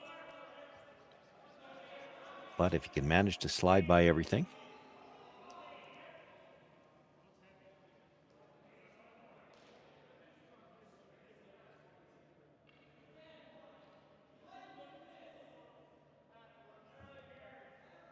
Already with 5-2 lead. Sorry, we've got the score wrong at the bottom of the screen. It's 5-2 for DeJong. He has last rock here. Blandford does not. And this is it. This has got a curl to get a piece, though. He might go by it. He's going to just sliver ticket. Matthew Blandford will pick up his single point here in the 7th. Closes the gap a little bit. It'll still be DeJong with last rock and a 5-3 lead coming home here in Vernon.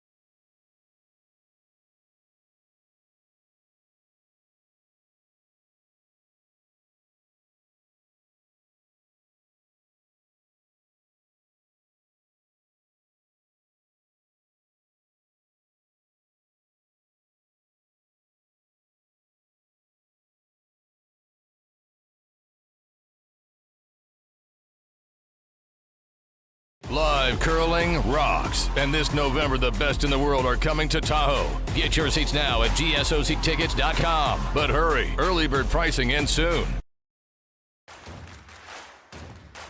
Imagine being able to stream every curling game from every sheet from any event, be it your Wednesday league game, bonspiel, or corporate event. Curling Stadium offers an all-inclusive streaming solution featuring high-quality cameras, ease of use, great reliability, and minimal installation. Offering your sponsors customizable ad space on your streamed curling games and being able to sell video packages to your corporate events for increased revenue. With Curling Stadium, you can stream to any device, be it your mobile phone, tablet, or computer. Push the feed to your desired platform, be it Facebook, YouTube, or any other social media. Curling Stadium is simply the way forward. Where it's commonplace in other sports to televise every game, we want to do the same. Curling is a global sport, and it's time it gets the coverage it needs. Make your curling club the next Curling Stadium.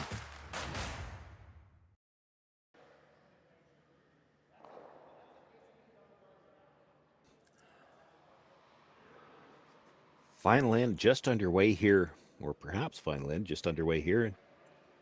Round robin action between Matt Blandford and Cameron Jong.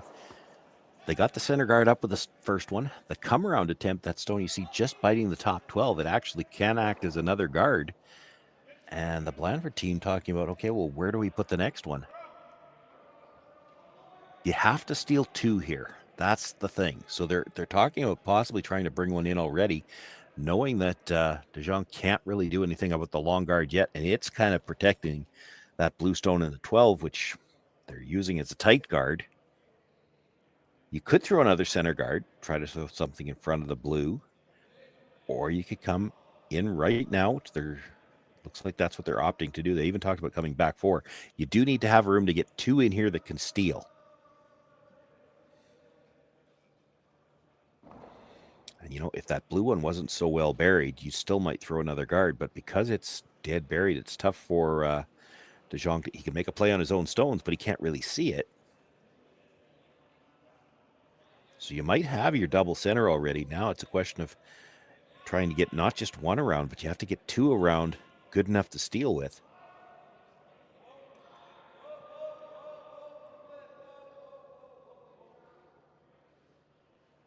Got nice line here. It will come just behind the tee line. They don't mind that. It's the chance you have to take this end. You've got to have room in the button area to get two. So you come behind the tee line. You don't really expect De Jong to try to freeze to it anyway. Even if he does, that's another rock in play for you. He's going to play the split on his own stone. It's the only way he can really get to it. Get it off that center line at least. Boy, this is going to have to curl. He's not going to make contact with the blue. Can they make any kind of contact with that yellow shot stone and push it out in the open? They will. It's a bit of a bonus. They didn't get what they wanted, but they still got something out of it. Does give Blandford the chance to come around again, though. This is the fifth stone of the end. The peels can start after this.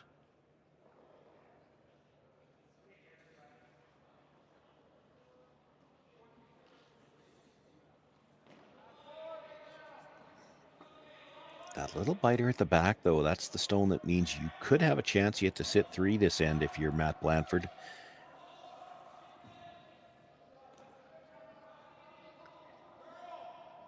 The two ways to steal two is you bury two on the button, or you sit three somewhere and hope for a rollout.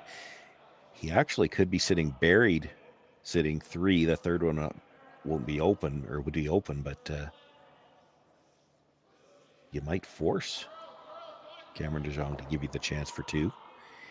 They're going to look for the double peels. Now, this one is tough. They won't mind if they roll out on this one. You know that Blandford's going to have to replace the guard in it. It'll be tough to get it as perfect. 1, 2, 3, perhaps four more times. Just drives it by. Actually clips the stone out of the back. That's a bonus.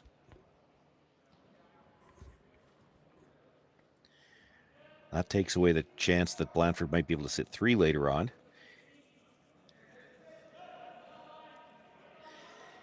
He's got to look to guard shot rock now.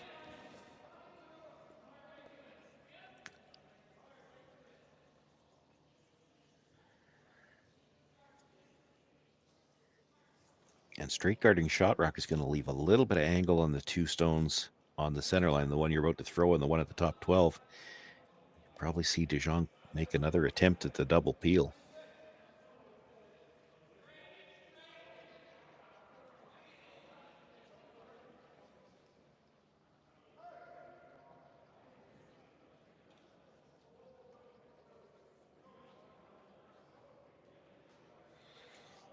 Well, he lined up the long two, so now if Jong wants to make the double peel, he's likely got to play yellow center into the blue corner, which is what they're looking at.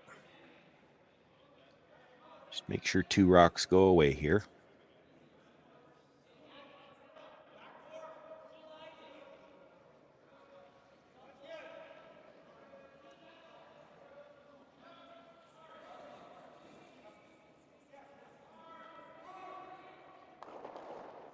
Gets one, gets two. Everything rolls out of play. So now it's just the shot stone belonging to Blandford, top of the button. The stone in the top 12 foot is giving it some protection. He'll throw a second guard up along. You expect the teams to continue to exchange guards and peels.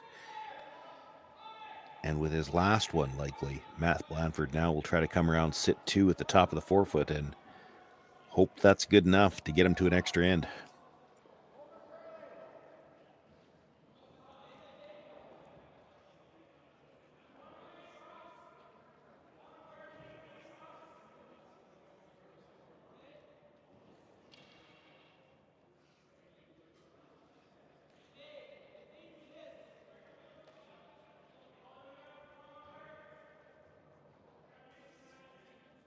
A lot of distance between those two, but there's just a slight bit of angle. They're going to make an attempt at getting both of them. With it being a blue one that's in the rings, even if you jam, there's a chance that you're clipping that rock out of the top of the button as if you make contact, but it will straight peel. Nothing wrong with that. Straight peel's all they really need. If they ever catch a second rock, that's a bonus.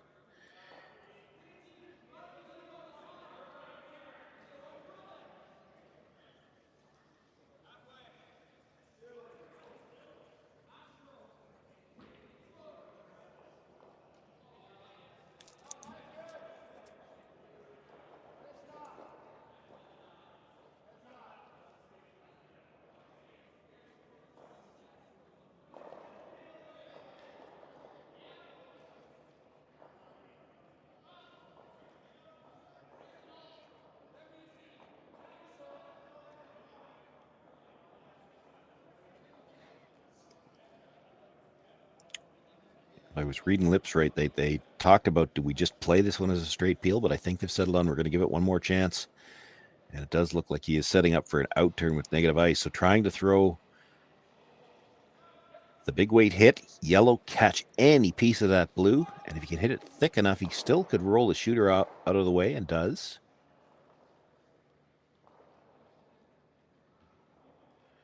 Not able to make contact with the blue at the top. Blandford looking at coming in now. You're thinking if you're coming in now, is you know that Jong's going to make one attempt at the run. If he misses it, you can bring your third stone in for a biter, but they're going to throw the guard.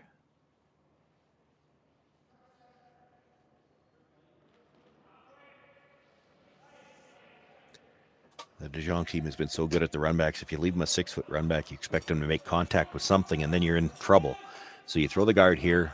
He'll peel it. You come in. Force Jong to make a decision. Is he playing the 6 foot run where he has to kill something? Or does he try to draw and outdraw a second shot?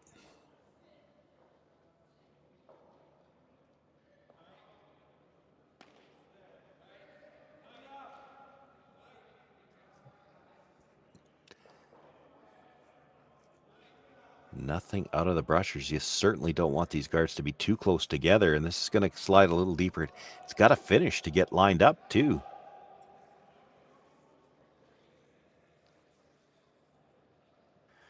Wow, that leaves a lot of angle. Jong could definitely make a play at the double peel now, and the the other scary thing for Matt Blandford, he makes the double peel. It's very possible that blue stone is coming straight back, clips the stone out of the top of the button, and Matt won't even get to throw his final stone.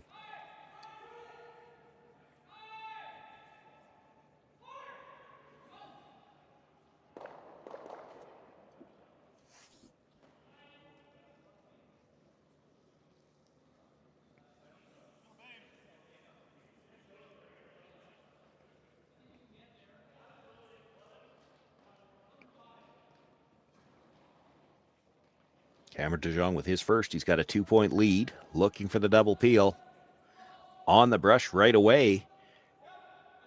Now they backed away. He's got one. He's got two. Rubs the stone in the rings, but leaves it on the corner of the button. Nothing left to hide behind, however, and Matthew Blandford, needing to steal two, is going to have to come into the rings, and he's going to need a wide open miss from Cameron DeJong. Outstanding shot from DeJong on his first with the double peel. Matt Blandford just came a little deep and didn't get the finish they were looking for. If they at least would have lined those guards up, it would have been a tougher shot. And if he makes the double peel, there's a chance he stays in front. As it is, cleaning out all the guards, Matthew Blandford, nothing left to hide behind, and needs both of these rocks to get to the tie.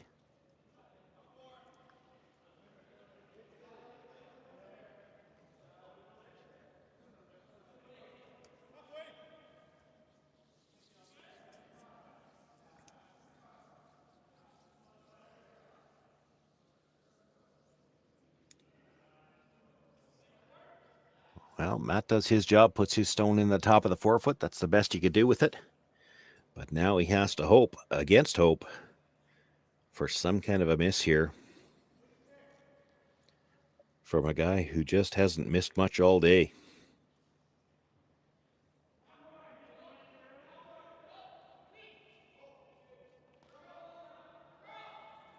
Again, 15 teams started play yesterday, 3 pools of 5. Looking for one of 6 berths through to the playoffs. Cameron DeJong undefeated through his opening 2. He's still got 1 game left later today. If he can make either one of these yellows go away, he will move to 3-0. Final stone on its way. Cameron DeJong with the in-turn hit. Both brushers down, just cleaning. Just needs to make 1 yellow go away. He'll hit it right on the nose. That's a steal of 1 for Matt Blandford, but that's not enough. It'll be a 5-4 win for Cameron DeJong. Strong performance from the DeJong team here this afternoon in Vernon. They move to 3-0. Matthew Blandford, for his own right, still at 2-1 and a good chance to make the playoffs. Both of these teams will have their final round-robin game later on today, and you will be able to catch all of the action here on the Curling Stadium Network. My name is Sean Joyce. I want to thank you all for joining us here this afternoon, and stay with us all weekend long and all season long for outstanding curling action.